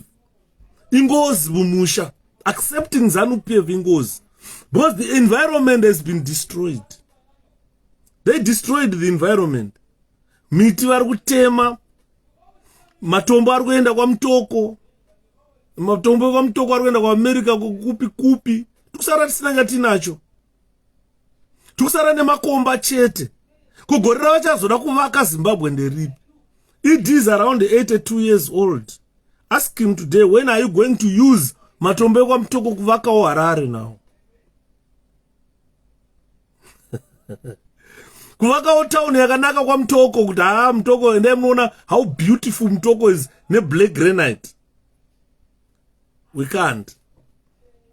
Kututa machina kututa chete. Unaona motikari yavhunika musana unge nguruwe. Yakatakura matombo gonyeti ine zidombo 500 2000 kg redombo. Rakananga kuChina. Atimadi here matombo iwayo. Kukundwa na munhu mutapa akavaka Great Zimbabwe nematombo. Dai munhu mutapa akaziva kuti kune dombo rinonyatsoporishika kwa mtoko. Ngada Great Zimbabwe yakavakwa neblack granite. Ana mkoma Maxida Onyebi, even Isuvili is in Malawi but from Tanzania. Yes. We are Tanzanians. Originally we are Tanzanians. But the British, they just cut that small portion because of Lake Malawi. They knew the value of Lake Malawi. Then they created that Nyasa to say, no, this is a country. And they put borders. Because ukavapa Mwanza border. You can't tell whether they're in Malawi or in Zambia. Unozotoona wapa nerimwe border. Unazosvika panapa naenda towe kuZambia kana Mozambique. You understand?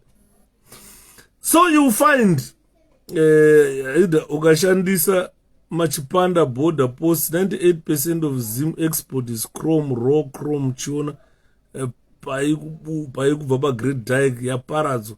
Zvinorwadza Great Dyke yaparara yaya. Vakauya maChina vakatora top soil yese aduka wakunosvika pa Great Dyke pipe. Vakakukura top soil yese Great Dyke yaya. Vakaendesa kuChina top soil. Imagine. Hanzi ukaona granite riri kushandiswa outside Zimbabwe unorwadziwa. Ukapinda muLondon munoti Mwari takapara iko isusu. Chiko chatakatadza. Ndisi takauraya Jesu here. Are we the people who killed Jesus Christ? Ndofunga God is punishing us for killing Jesus Christ. I don't know. Guys. Unoshaya kuti nyaya mosha takapara nde. We don't deserve the type of life yatirikugara. Ngoma David, zviri sei. The type of life Zimbabweans are living, you don't deserve it. Ufunga kuti mosha takapara nde. Go kuAmerica unoona. Enda kuChina izvo zgranite yeru vari kuita mari nayo. Andi tarisai mungoma swili. Varodhava gonyeti vandotakura granite iyoyo ichitoenda. Nechrome zviri kuenda kumaChina. Kunge isusu tisingazive kuti granite iyoyo inoshanda. Ndo ZANU-PF yandiri kutaura nezvayo iyi. Ndo yakatora mafarms mapurazi ese. Azikoma Yuda tora naye. Namukoma Idi muende. Aiwa ava ndoye kumumbwa, ndoye kumumbwa. Vasive kweda. ndewe kumumbwa. Kumumbwa kuZambia. Havasi vekwedu. Ndewe kumumbwa. Kwana Eustace ndewe kwangu. Kayemba ndewe kwangu. Been having the same question of a lately sure. Takatadze. Honestly, if guys, imboita kanenge meditation kaka. Umbogara pasi so. Ene kandafunga kuti kugara pasi ndoenda kunonzi 𝗭𝗲𝗪𝗑 ndokwira mudenga muya ndogara ndega pasina munhu anondisturba ndoita meditation yangu ndagara moyo unofunga kuti takatadzei Yudha chokwadi chamuri kutaura soka chiri kubaya moyo evanisi hanzi muchenjere kuroyiwa kutakurisa benzi manyowa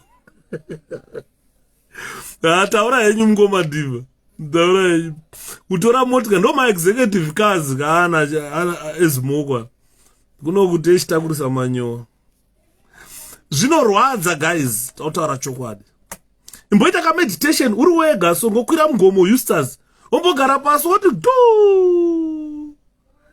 ini dambudziko randoita ndekuti ndikagara pasi ndikafunga stereki munonzwa mweya mutsvene waMwari unozara mandiri zokuzara kuti munonzwa izwi richintaura kuti ende unotaura zvakati unoziva kuti panoburuka kana mugomo memo ndine full of things to talk about but zvimwe zvacho ndinozongonyara kutaura kuti tikataura izvi tinongotanga kudzanza hauya asi muZimbabwe pamwe ndibhururu wekumumbwa andiriona saka ukabva ipapo mukomadhivha tikabva ipapo tataura nezveenvironment mistake iri kuita ZANU-PF manje very big mistake. ZANU-PF, it dwells much about gender and sexuality. They talk too much about gender and sexuality. Unoziva ndaitaura nemumwe munhu ndikati baba kuti tizive kuti kune ngochani panyika takatanga kuziva through ZANU-PF kwete kuti takatanga kuziva through ZANU-PF nekuti yairamba ungochani aiwa ndo vaiita ungochani muState House dedi. But kana ZANU-PF yotaura ichituka gays, if you listen to ZANU-PF shouting at gays, condemning gays, it's something that shocks us. We started to know about gays. I never knew about gays, to be honest with you guys. I never knew about gays until I heard about 𝗏𝗏 Sodindo, who was practicing gayism in State House. But the same bananas people are the one that condemning gayism. I've never, to be honest with you, I grew up not even a day and I heard about gays. Not even a day. That topic was taboo. Nobody discussed about gays. But what shocked me when I joined the Zimbabwe Prison Services, this is when I met 𝗵𝗏 in prison, telling us that he was being sodomized by 𝗏𝗏, who was the president of Zimbabwe, from ZANU-PF. But when ZANU-PF talk about sexuality, who talks about gender, talks about gayism, it's like something that they don't practice. ZBC was stuffed of all gays. ZBC. Most gays were in ZBC. Jonathan Moedi stuffed ZBC. Nana 𝗭𝗵𝗀 other gay mdara yakazofama manje recently. 𝗴𝗵𝗁. That guy 𝗴𝗵𝗁, 𝗭𝗵𝗀 and so forth. That was the second time we heard about gays.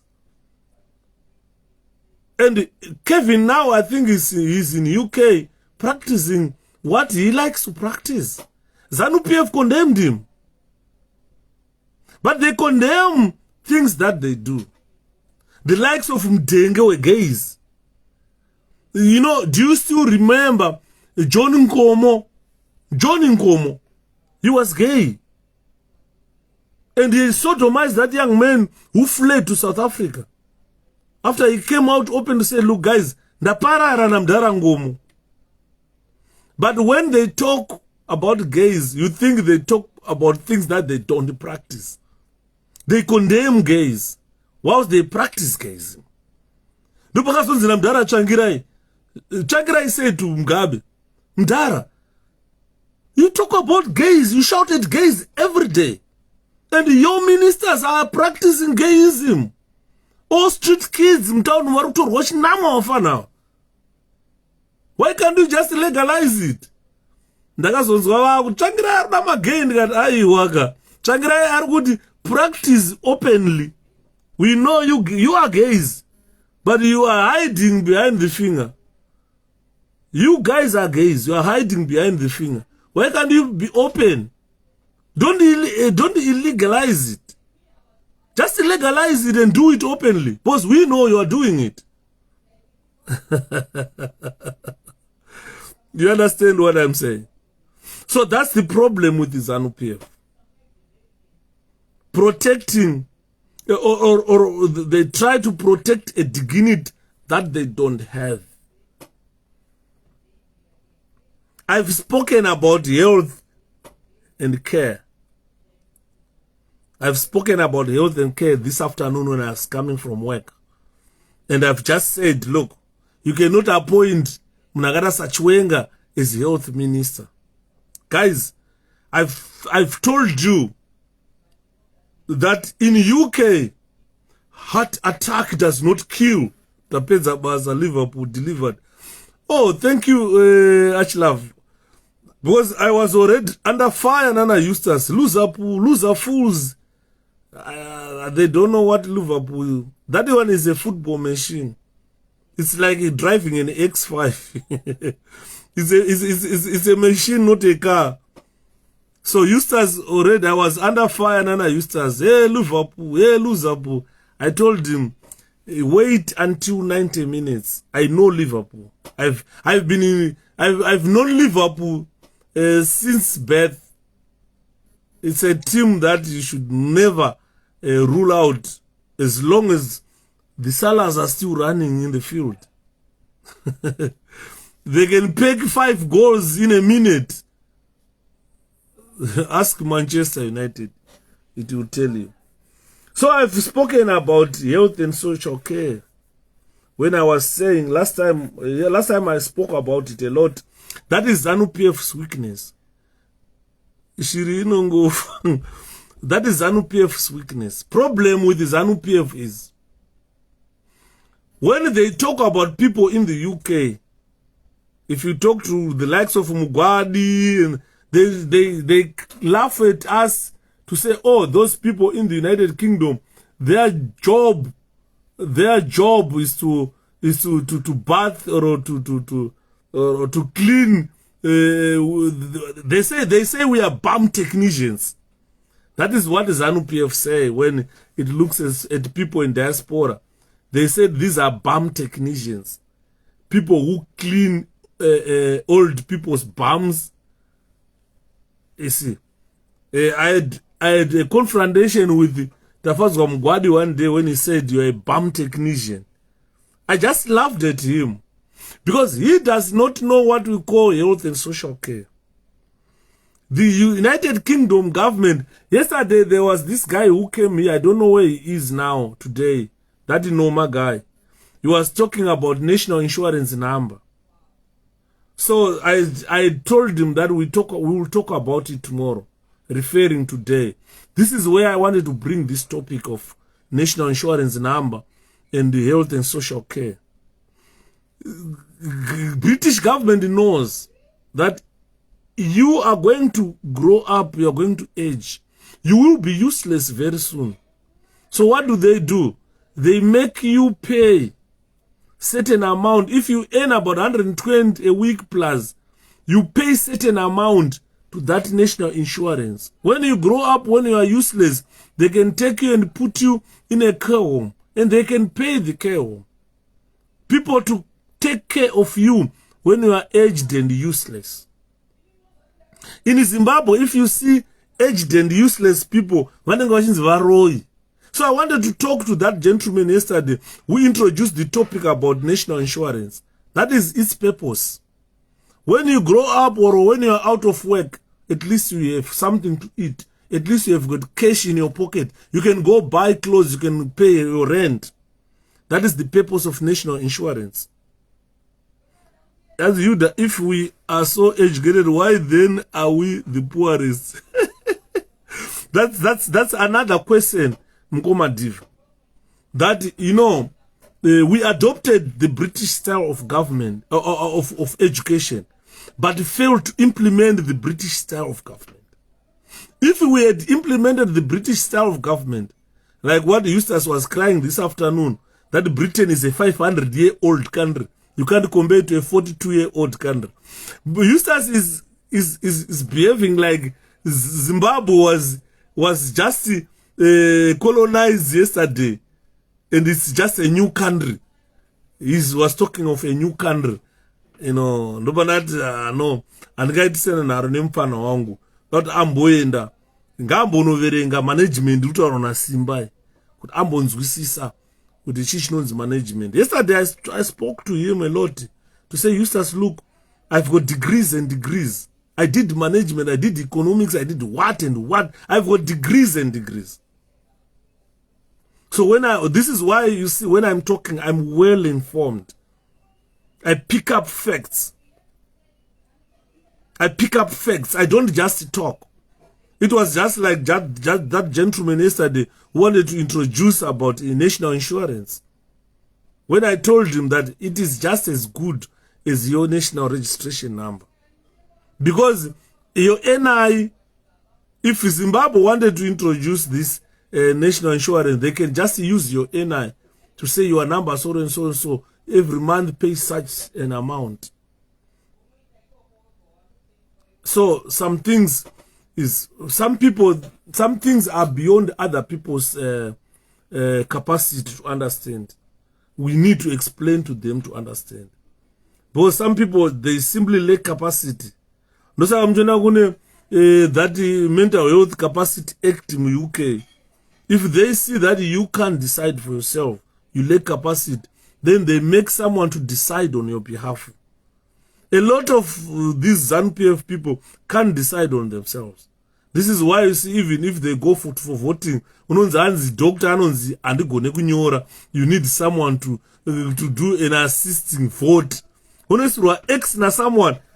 If you read history, when whites came to invade Zimbabwe, they first came and faced those were not the first whites to be in Zimbabwe, but those who had interest to settle in Zimbabwe, when they came, they met 𝗏𝗵𝘆.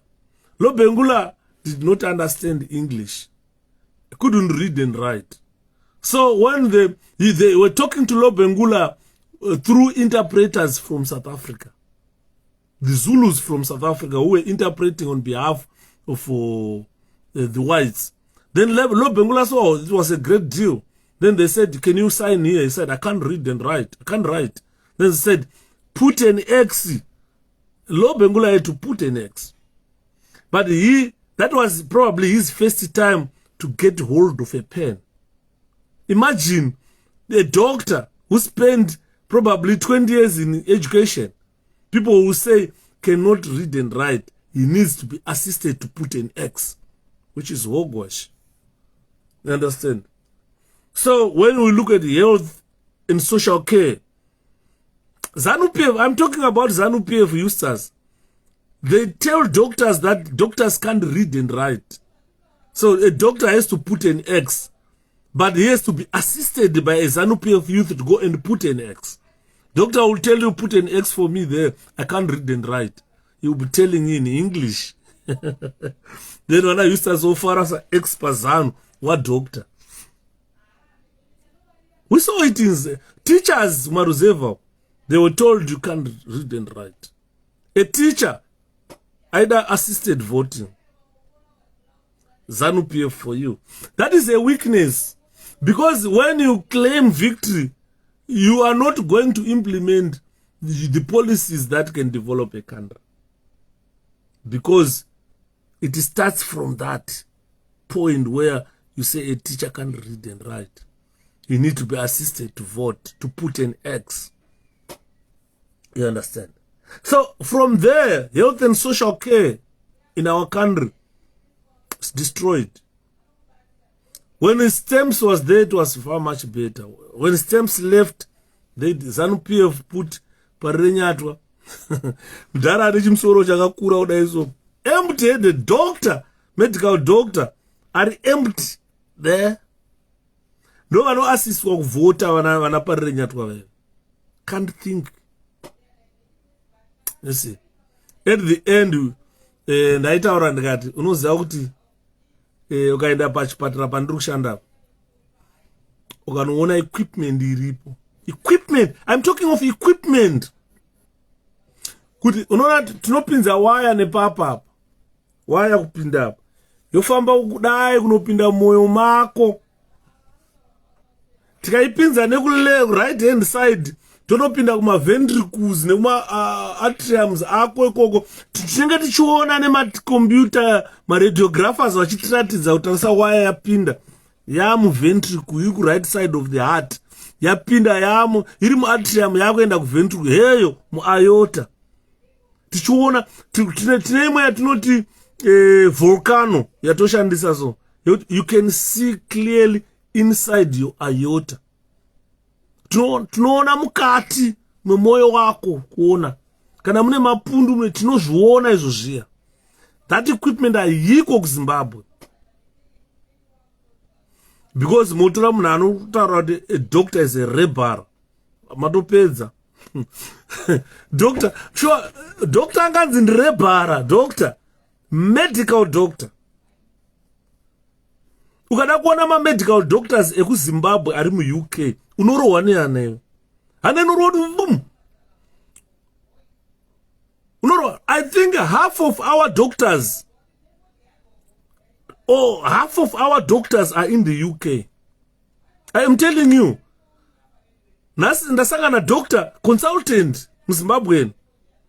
Last time pandakamboenda kuita matachments angu ndiri kuchikoro ndakaenda kunonzi 𝗏𝗏𝗏 kunoitwa maoperation ekuti hapana zvigunwe zvimwe zvinongokuloka zvega so saka vanenge vachicheka vachivhura vachibvisa kaloka ika kuti chigunwe chako zvitambe zvive free kudai. Ndakasangana na consultant wemabhonzo ikoko eZimbabwe. Adivana. Nelson. We have got doctors doing wonders in this country. I met a medical doctor, 𝗏𝗏𝗏𝗏. I had a specialist with my bones. Ndakasangana naye akanditi, oh, ndiwe shepherd dude. Akandoti ndiwe shepherd dude iwewe. Ndikati ndini kanzi amonyepa baba. Tione ID yenyu. Ndobadaburitsa vanamuratidza zvikanzi great to meet you my brother. I never thought we can meet one day. Ndobandiri kuverengei vanamuudza zvikanzi don't stop. Uri muhealth imomo find something chauno specialize nacho, you can be a doctor. Ndikati uri kureva zvikanzi I am telling you. Saka ndakachoose cardiology. Ndira kushanda ndakuita specialist wemoyo. Zvandiri kuona zvinondinakidza. Ndo field ndakachoose kuti I want to be. I'm continuing to read. Starting from next year ndenda kuverenga moyo chete. Moyo kupedza. I want to be a specialist wemoyo. Ndiri kunakidzwa nezvandiri kuona. Vagore rinouya ndoda 4 years from there. I'll be doctor, medical doctor wemoyo, a specialist wemoyo. I salute brother Shabiro, say pa England. Pakanaka mngomatindo muri sei. Pari sei pa Northern Ireland. Ndakamboya pa Northern Ireland ndikuya futi my man tosangana. Andimona. Ndira kushanda nemoyo chete. Bozi ndakaona kuti heart attack vanhu vari kufa heart attack. Heart attack haichaurayi. Munhu anokuita heart attack resuscitate him, bring him kwatiri. Tatopedzana naye munhu atorarama. Andimona. Saka zvakawanda zvatiri kutaura pano guys. Zvakawanda zvatiri kutaura pano. Zvekuti if you look at health and social care, maZimbabweans anoseka vari kuZimbabwe. Munhu aurara mukuku kuSouth Africa kana munhu ari kurara mutangwena kuEpworth ari kuseka munhu ari kuUK kuti uri kupisika chemberi. unoziva ukapisika chembere upuwa 10 pounds an hour. Handei kuZimbabwe topinda kuarmy kuti ari kuwana 10 pounds musoja an hour ndiani? Ari kutiseka kuti ari kupisika chembere. Tutaura vanhu vanoita health and social care. Asi tutaura vamwe vanozopuwa ma 60 pounds an hour, 80 pounds an hour. Maconsultants anorowa ma 150 pounds an hour. Darowa neana consultant 150 200 pounds an hour. Kungoya kuzongomira chero kuti itaiso utopuwa utosaina ubuda uenda 200 yatopinda an hour. Musatambe mimi wanu mimi. Andimona ndopa munotora munhu asingagone kunyora zita rake. Anokuudza kuti Dr. 𝗵𝗂𝗧 otaura kuti anzi Dr. 𝗵𝗂𝗧 otaura kuti 𝗵𝗂𝗧. That's the problem. 𝗵𝗂𝘆 jakazi. ZANU-PF people, they forget that they are getting old. By the time atenge takumake home isusu kana kuchine social media, tinenge takuvabvunza vanhu vezanu kuti uri kuke home here uri kupi? Ndo kana vasvika makore atosvika. Defibrators every corner. Taurai mama. Most people have specialized in their professions. Yes. If you come to the UK, ndopa unotapirirwa nemaZimbabweans. Unotapirirwa na vamwe vaonererwe chete. Do you know kuti vanonzi Dr. Chireka is a Zimbabwean. Dr. Chireka mkwasha wangu yo. He's a Zimbabwean yo. He's a Zimbabwean. He's doing wonders here in the UK. In India, sister wangu, I'm not going to say her name. I'm not going to mention her name. She's a doctor here, medical doctor. Here. Papa mwana gona kwari panapa so ndikangotaura zvisizvo andoya kuinbox kumdara amusi kutiona here amuti nyare here mdara kuti dzikama iwe. My own sister, my blood sister, is a medical doctor from Zimbabwe. Andimona zvinhu zvatiri kutaura panapa kuti ZANU-PF dai yanga iri nyika inodiwa nemudzimu yenyika, ingadai ZANU-PF kutaura kwatiri kuita Zimbabwe yanaka. Andimona unozoona ZANU-PF yakushandisa manje media and communications. Yatopedza 𝗵𝗂𝗆 varakashi tukai vanhu stereki. Wambona president wenyika anotaura ne munovarakasha ikoko. Debate kuti president ratopera. I've never even heard Obama pa 10 years akatonga America achidaro. I've never even heard Trump wataiti ibenzi. Aita dai munovarakasha ikoko. Trump aitoramba hondo dzakuitika izvi. Trump aizviramba izvo. Vanhu vachiti Trump ibenzi, but akamisa hondo dzaida kuitika. But imi muna president anotuma vanhu kuti vezanu ndai munovarakasha ikoko. Anotuma vanhu kuti ndai munoba mbudzi. Debate ratopera. Kana uri weZANU-PF chirega kutaura neni. Bosi akuziva zvamuri. Ndai muri varakashi, muri mbavha dzembudzi, muri mhondi. Anditi maona. Zvese zvo zvatataura zvese zvakakonzera problem inonzi migration. Millions and millions of Zimbabwe left that country. Dai tanga tine mudzimu yenyika sekutaura ndosaka Bible rakataura rikati musanamate vafi. Bible chairo ramuno vanoenda kuchechi vanonamata Bible rakataura musanamate vafi. Ndokuti vafa ava muvazivi kuti vafa vakaita sei. Unonamata mufi yanga iri mumbavha yembudzi. Unonamata uchenjera ihunzi yakanga iri mhondi. Unonamata makedenga aiuraya vanhu. Ndo mudzimu wamakudzora kumusha. Musaka manda kutaura ZANU-PF iri kutandabodza. ZANU-PF ingozi munyika yeZimbabwe. Ainake nyika ye as long as yakagarwa nengozi inonzi ZANU. Ingozi. Andimuri kuona. Ukaona nyika isina hondo isingarire pfuti. Inotizwa nevanhu kuma 8 million vanhu kutiza Zimbabwe. Let the dead bury themselves. Thank you, Mkoma John. let me safely say 5+ million people left Zimbabwe to go to America. Ku Belarus variko mazimba, ku Ukraine variko, Poland variko, ku Russia variko, Europe, all over Europe. Hapana kwanoenda kwanoshaya muZimbabwe. Dubai, America, Australia, Canada.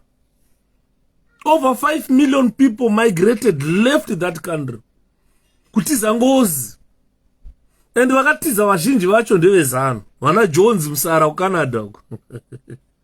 Vana Mukuku wekutengera ED wine kusvika kuti vanhu vari kuZimbabwe paairport kana makandimirira imba Yudha watengesa. Hanzi vana Yudha vachingoti mberere nyika sakagarika zvedu muZimbabwe. ED achiburuka mundege. Akahuswa neWhiskey abva kuno. Vana hachilema vakabva kuno kune maagreements. Zambia ku mainvestors akazara vari kuvaka vari kuproducer zvinhu. Ndara ED akabva kuUK akatakura zibhodhoro rakadai reWhiskey. No investor, nothing. Vana Mukuku zvifana zvezvo, vana Mukuku zvatengera mudhara yeWhiskey. Zvaunganidza mayouth imba Yudha watengesa. Vana Simba na Yudha, Simba Chikanza, vana 𝗭𝗵𝗂 tongosora kuti chingoimbwa maairport nenyaya yekuti kutaura kuti ngatigadzirei nyika yedu. Atete Cecilia zviri sei? Andimo chatiri kuchemera isusu kugadzira nyika yeZimbabwe. We want a better country where people will enjoy life. You only live once. You don't live 2 lives. You only live once. Ukaberekwa uri wekutambura ufa uchitambura zvavharana. Kana guva rako chari unosvika pakusaoneka harina anorivaka. Unosvika pakutsakatika. Ukaona uchitsakatika neguva rako watsakatika mudhara. Watsakatika. Ndosaka ndaitaurira vanhu ndikati regai ndisiye mavideos aya. Vana vanozoona mangwana kuti zvii zvaitika. In 1,000 years these videos will be valued. Nevanhu vachiona exactly kuti zvii zvaitika kuma 2022. Kwaive nepolitical party yanzi 𝗵𝗵𝘁 yaiti kana yakuenda kuelection uraya vanhu kuti win elections. Vanhu vanenge vaurayiwa, vanhu vari kuuraya vanhu ivo marovha ashande. Vanotumwa napresident, ndai munova rakasha ikoko. Vanotumwa ndai munoba mbudzi. 2,000 years people will laugh at us. If we will be around 2,000 years, when people start listening to these videos, they will laugh at us. What type of people were there during that time? Who left someone sending people to go and kill people? To go and steal mbudzi? Why, gods? Ngoma ida masura se mbatei pari kuuya ikoko. Kuno kwasvike. Aiwa kuno kwasvike. Ndakaenda ku Scotland ndikamuvharira. 𝗵𝗵𝘁 ikachema ikaimba kuti Yudha watengesa kuZimbabwe. Zvikanzi atsike muno muZimbabwe apa hapatsike takamumirira mufano. Haungataura kuti president avabude uno mwadoro iwe wakamira padhuwa. Zvakatovharana ipo paya. Handiri muri kuona. So 𝗵𝗵𝘁 has caused all this migration, suffering of Zimbabweans. Those who are being burned alive in South Africa, they've run away from Zimbabwe. They migrated to South Africa for better life. But there is nothing better coming out of South Africa. Tikuviga vana vari kubva muSouth Africa, vana vadiki vachitemwa pukanywa musoro netsvimbo nemaJohn. Hanzi ndarutsa kamudhara kaya kuhumana press conference vaperero pamuromo chete. Ndichaiteerera handisati ndaiteerera. ED achipinda akati promisa free education, ndakati zvedu zvaita muna 2017 ronyepa zidhara riya. Azika makachema kuti ED wanted to speak. Nai Eustace. Phone yangu yanga iripo ndakatokuratidza nenhamba yacho. I did a live ndikakuratidza nhamba yakandifonera ndakataura naED. ED chinonetsa Eustace munhu anga asingandizive pamwe ndimugabe. ED ndakashanda naye same office ari Minister of Justice. Are you aware of that? Kuti ED anondiziva personally. ED knows me personally. He was my Minister of Justice. Ari kukona house uko. He knows me personally, ED. Achiuya kuchikurubu kuti aiuya kuchikurubu achirwa whisky yake pakandini yatairana isusu. Kwaiuya ED vana Zimondi vana ndakamboitaura nyaya iyoyo. Uruza chingisingaira aive nerimwe aive nevakadzi vairi. Aive nerimwe zimukadzi zihombe so dzvuku so rimwe mukadzi aitamba mutsvuku mudhafu wanuyo akari mukadzi wachingisingaira unoziva mukadzi wake akauya naye pakantini pedu pa commissioners mess pedu paipa ndopaiuya achinwira chingisi paya akasvika paya nekamukamudhara kamukamusoja kaive kamusoja kainzi kurwaisimba akabvunza maprison officers handizoti kachiriko here kamudhara aka kainzi kurwaisimba kakari kapfupfupi so kakabva kuarmy saka kane 3 stars kauya kuprison. Yuda akaenda kusikuru here nekuti anorwadziwa nekuerenga atendai Yuda handizotindo kuti uri kuti kudii handirwadziwe nekuerenga madhigiri anawo akawandisa ndikakuratidza madhigiri anawo unochema ndara kurwaisimba akauya saka vasvika paive nemwe mudhara ainseula akabva kuarmy ari meja akaya kuprison ainseula uchindevele so hanzi Yuda akaenda ameno handisi kuziva mungomatindo kuti wakaenda here kuchikoro tinongonzwa kudaro. You were a mere constabulary. I wasn't a mere constabulary. I was not a constabulary. I was an instructor in the prison services and later became accounts clerk. Accounts clerk. Ndogona kuratidza ma certificates acha accounts. Ndogona kuratidza ma certificates akaita nditi accounts clerk. I was not a constabulary. Not an instructor. A weapons instructor. A sniper, a shootist. Zani norwadziwa.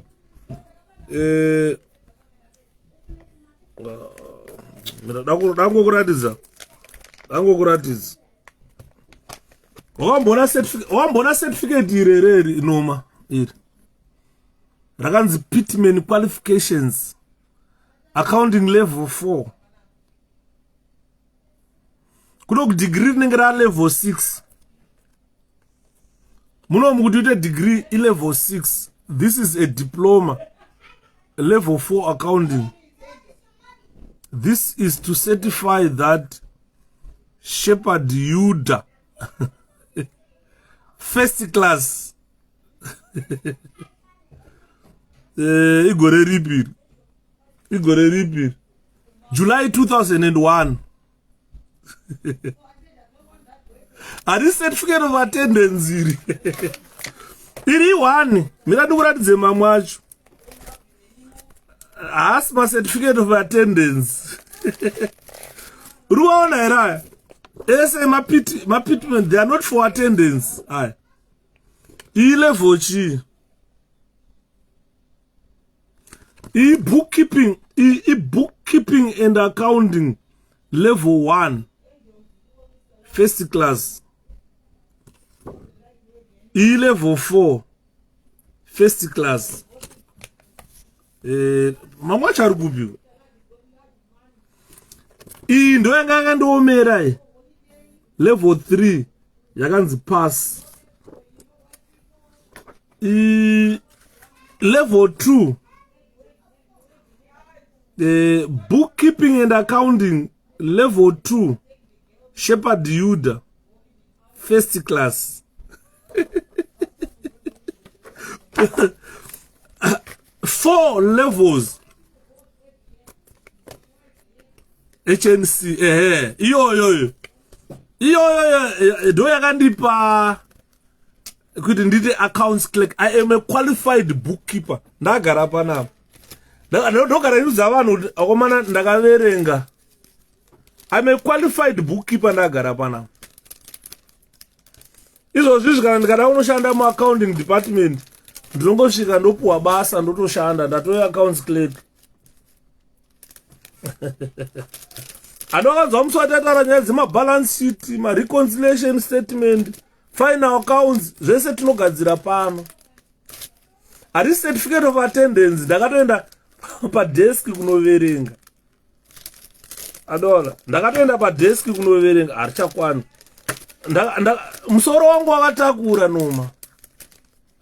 Wakatakura musoro wangu. Usanderera. Usanderera. Tikazobva ipapo maiwe. Ameno zvakungobuda. Toda zvine evidence. Noma. Toda zvinhu zvekuti muzive kuti kana tichitaura hatingohumane. Tinotaura zvinhu zvine kufunda mukati. Hatihumane zvine kufunda mukati noma. Hari certificate of attendance iri kutoverenga. Ndakadzidza paSpaces College. I think Spaces College is one of the most expensive colleges in Zimbabwe. And hatingohumane totaura zvinhu zvine pundutso. I know zvinongokurwadza zvako kuti mufana yakadzidza zvinorwadza izvozvo. Pane rimwe rirangada kuona. Arika ndokupesera neriri pamwe uda kuona certificate. Eustace, pamwe uda kuona certificate iri rakanzi Zimbabwe Institute of Management. Ndakaverenga zvakawandisa zvero. This is Zimbabwe Institute of Management. Advanced Diploma in Security Management. Hatichataure zvemadegree hatichazotaura. Madegree ndine 4. Izvi zvinhu zvandodada nazvo nondoziva kuti hakuna anotora izvi. Hakuna anotora noma. Izvi ndodada nazvo noti hakuna anotora izvi. Kana ndikafa vanokanda muguva mangu kundiendesa nazvo. Hazvina kana one asando dzenyu ngoma. Aiwa, kuchikoro takaenda wakomana. Kuchikoro takaenda. Pandakapedza risk and loss control advanced diploma, ndaida kuenda kuUniversity of Zimbabwe. But ndakabva ndazouya kunoku. But I had to fulfill my goals ndakuno. I've got 4 degrees, my diploma and my certificates hazvizivana. Hazviziva zvakawandisa stereki. Saka tiri kutaura kuti mukanzwa tichitaura, we talk from an informed point of view. Security management harisire umahobho. Very true now. Harisire umahobho. Harisire umahobho. Andinoona kuti kana usina knowledge sometimes unozopesera wakuzvisekesa nevanhu. Diploma, advanced diploma resecurity management repaZimbabwe Institute of Management harisire umahobho. Mahobho kana atozodawo kuitawo iyi course mahobho anoitawo course. This is course yekuti kana ukaenda kuprison, ukaenda kuarmy, ukanzwa kuti anonga achinzi ndiwe security, vazhinji vacho daiwe vaizoya ndakuvadzidzisa inini. Ndichazokuratidza ma subjects andakaita pa advanced diploma iri. Azindiro mahobho. Adora. Kana usingazive bvunza udzidziswe. Ndosaka tichitaura kuti ndakagara panapa, I'm a risk controller. I'm a fully qualified risk controller ndakagara panapa. Ndotogadzirira ma contingent plans ekambani ndakagara panapa. Ndokusetera ma security systems ekambani ndakagara panapa. Kana wakadzidza zvinodadisa. Pipi zviri sei atete. Saka you find kuti kuchikoro takaenda. Zvakasiyana. Ukada ndikuratidze kanzwa udze madegree. Hopo madegree anombopera ere. Madegree handikuratidze zvangu because I unoziva kuti ndinawo. Ndaida kuratidza zvekuZimbabwe. Zvekuti unogona kuzo zvakawandisa.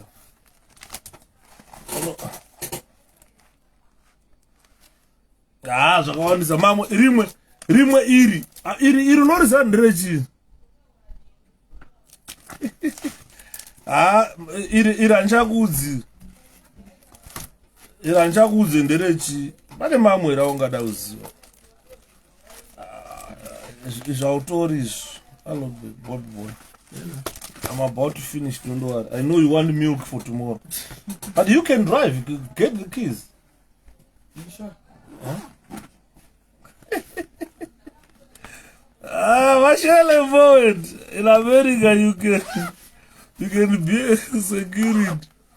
Ekunoku rekati mutaurire.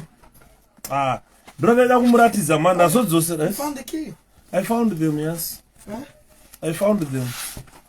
Oh. I found them, bus. Oh.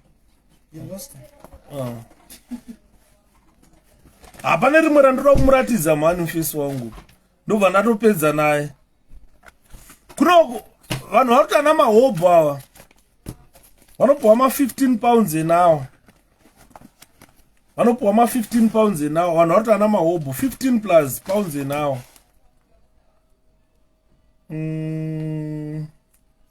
Riri kupi gorere?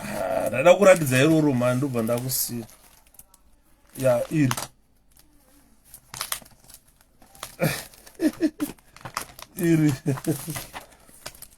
iri urona iri certificate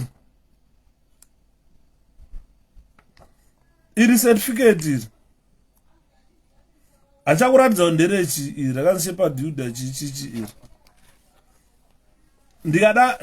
ndikashaya basa kuti ndashaya basa ndoda basa rekungoenda ndonogara pakambani ndinongoenda necertificate irori mamwe andichakuratidzi eate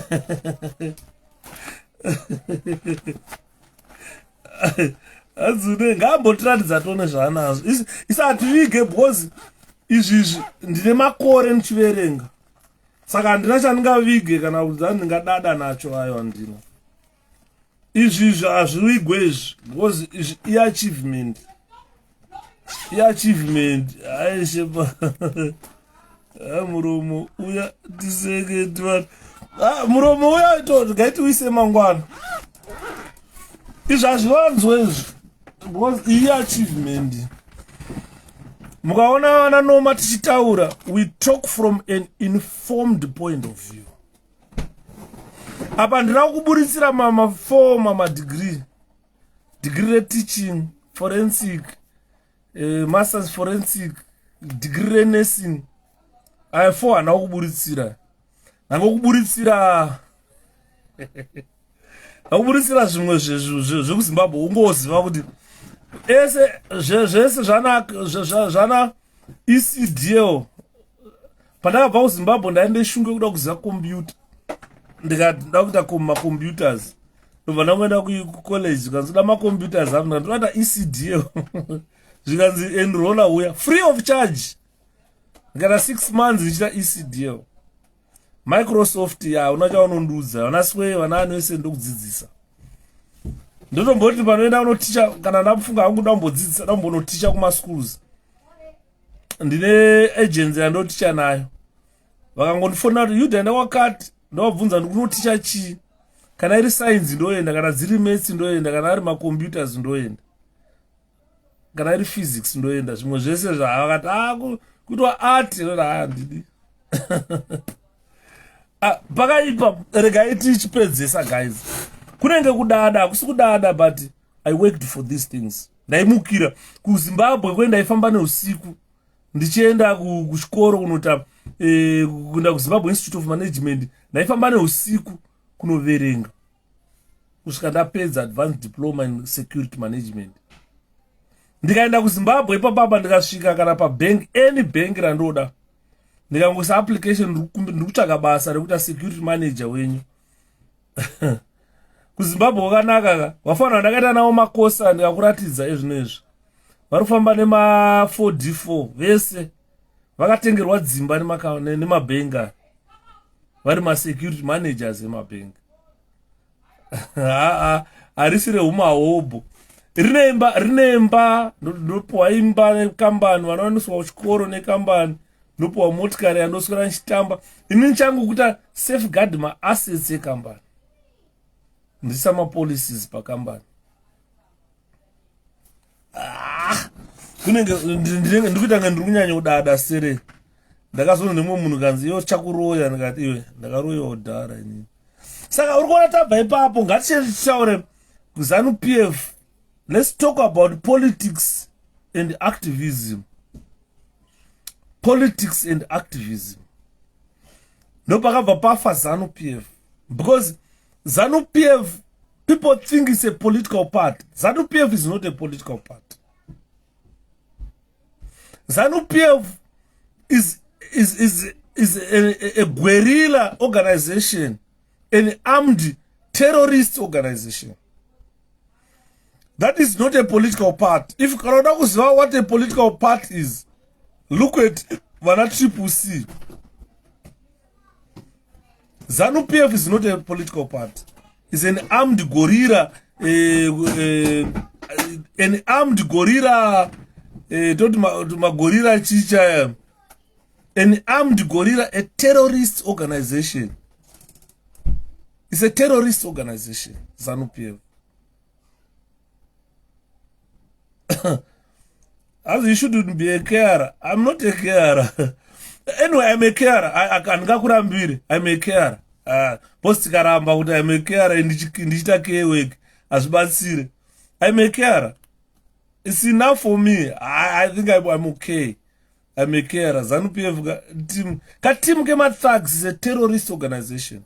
It's not a political party. Ukada kuona ma political parties. Ukatarisa wana 𝗵𝗂𝘃. Havana ma terrorists. Ukada kuona pakafomwa MDC. Haina ma terrorists. They have been vaingourawa nema terrorists. Havana musuwo wakadzosera. Saka you cannot call ZANU-PF a political party. No. That is an armed guerrilla. Guerrilla chakuti yai. Saka tikabva ipapo. Has enough respect on your qualifications.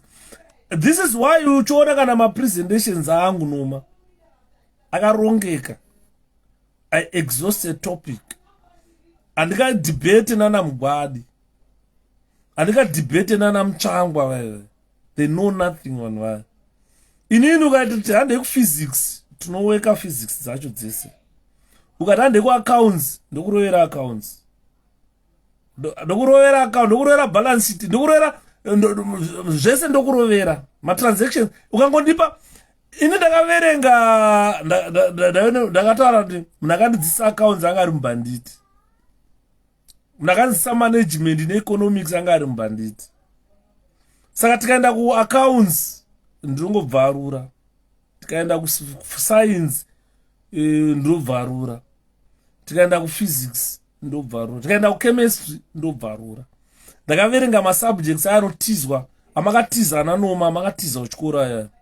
Akaenda kuti rules yevanhu vanorizina. Ndo ma subjects atakanotackla aya.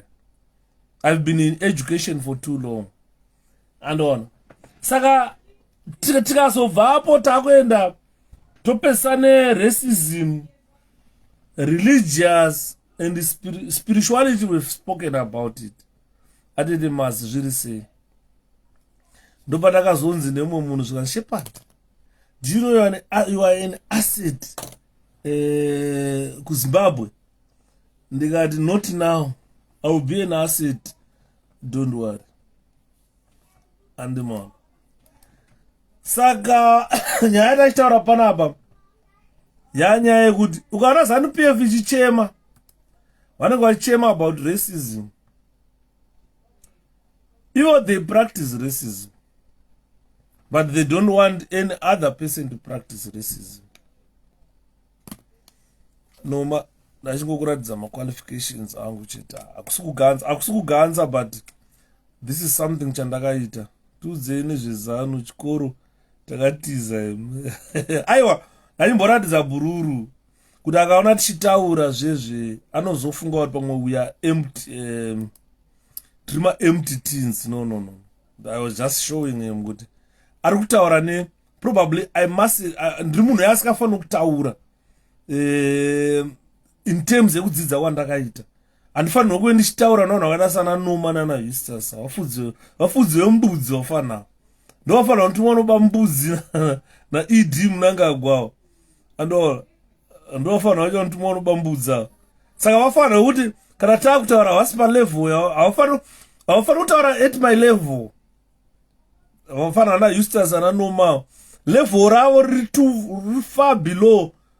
Kana taakutaura takuda kutaura zvinhu zvine kurizina tikada kuenda pacritical thinking, critical analysis of anything. Vafanira they are far below mastandards ereasoning. Andoona vakangofanana naChiwenga kuti anotaura kuti doctor is a rebel. Hanzi nero anosvika here naBiti Pauri Mudhara. Ava malawyers kava Tindo aya magweta. No mistake yatakaita kuZimbabwe yekuti tine university inongoproduce malawyers chete. Ukatasa politics dzekuZimbabwe dzakazara malawyers chete. I think no mistake yatakaita iyoyo yekuti ndakamboda kuita law. Ndakanzi ndamukoma 𝗵𝗵𝗁 zvikanzi Yuda zvimwe zvese ungangoita, but I think you are a solicitor. Naturally you are a solicitor. Ndikati mukoma 𝗵𝗁 hamusi ndimi makatanga kutaura kudaro. I remember ndiri kuno pana vanhu vakaita mhosva dzavo vaiuya pano ndovanyorera mastatements. Ndakazonzwa sekuru vangu vataura zvikanzi no ruda kuticha, ruda kupinda mulaboratory, ruda kuextracta maDNA, kuita maanalysis, uri kuzviita Shepherd, but I think you are a solicitor, you are a lawyer. Saka ndakazoti ndichazoita hangu law part time zvezvokunakidzwa, handichaiti degree law zvekugara padesk ayo, something that occupies me. Ngoti pandinonga ndakuita something chingori fun ndo study law. That is my final degree randicha study, but I will just do it part time. Zvezvokuti handidi kuzvisa under pressure kuti I have to be a lawyer. No, nongozostudy hangu part time law kuti tizongosangana mumapepa handidi maona. But otherwise vanhu vazhinji vese vaingoditi no, I think law is you're argumentative and unotaura zvinhu zvine mavambo nemagumo handimaona. Saka guys amai vai vauya regai ndivhare live yangu ndinganyimwa tea. Do you know what? Yes dear. I was saying there was milk, half of 3 liter. Handi totenga handi. So ndavati musadye masiriyo, ndakuwapa chikafu mupakura chikafu vanhu cereal. I said, what are you going to eat when you go to school in the morning? So you have to go and tell your dad that stop life, let's go to buy milk. Handi totenga tomumhanya pasi down. Was done. Handutema nemusoro ndoenda pa chero pa corner shop. Pa corner shop. Zato 11 o'clock. I'll see you later. 11? Where? I'm going to buy milk. It's okay. I am not a yamroad, inodhura shamwari. Tatu maipa azazve. Azawo Tesco. I'll go. Kana Tesco. Clean dada kuenda, enda ina clean. I'll give you the money.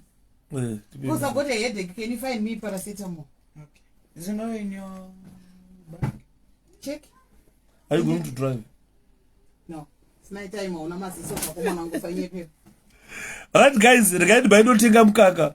Vafana oda mukaka wodya masiriyo. Hey, that's your phone. Yeah, right. Maxine, paunodzoka konoenda topedza aina. Glorious. You know Liverpool won today. They're through to the finals. Yeah, we are through to the final, I know. If you win the final. We beat Villarreal. 3-2. 5, we beat it. In agriculture, it was 5-3. Because they scored 3, but Fabinho scored outside the box, I think. They need fight. What fight? Regai ndinotenga mukaka guys. Say bye people. Ruby, tell daddy to say bye people. Say bye to the people. to the people. Can you come and say bye to the people? Bye guys. Bye. Okay, bye. Bye guys. She had to buy me gas. Say good night. Good night. You can't say that. You can't say it, Olivia. Good night, Ashi. Good night, guys.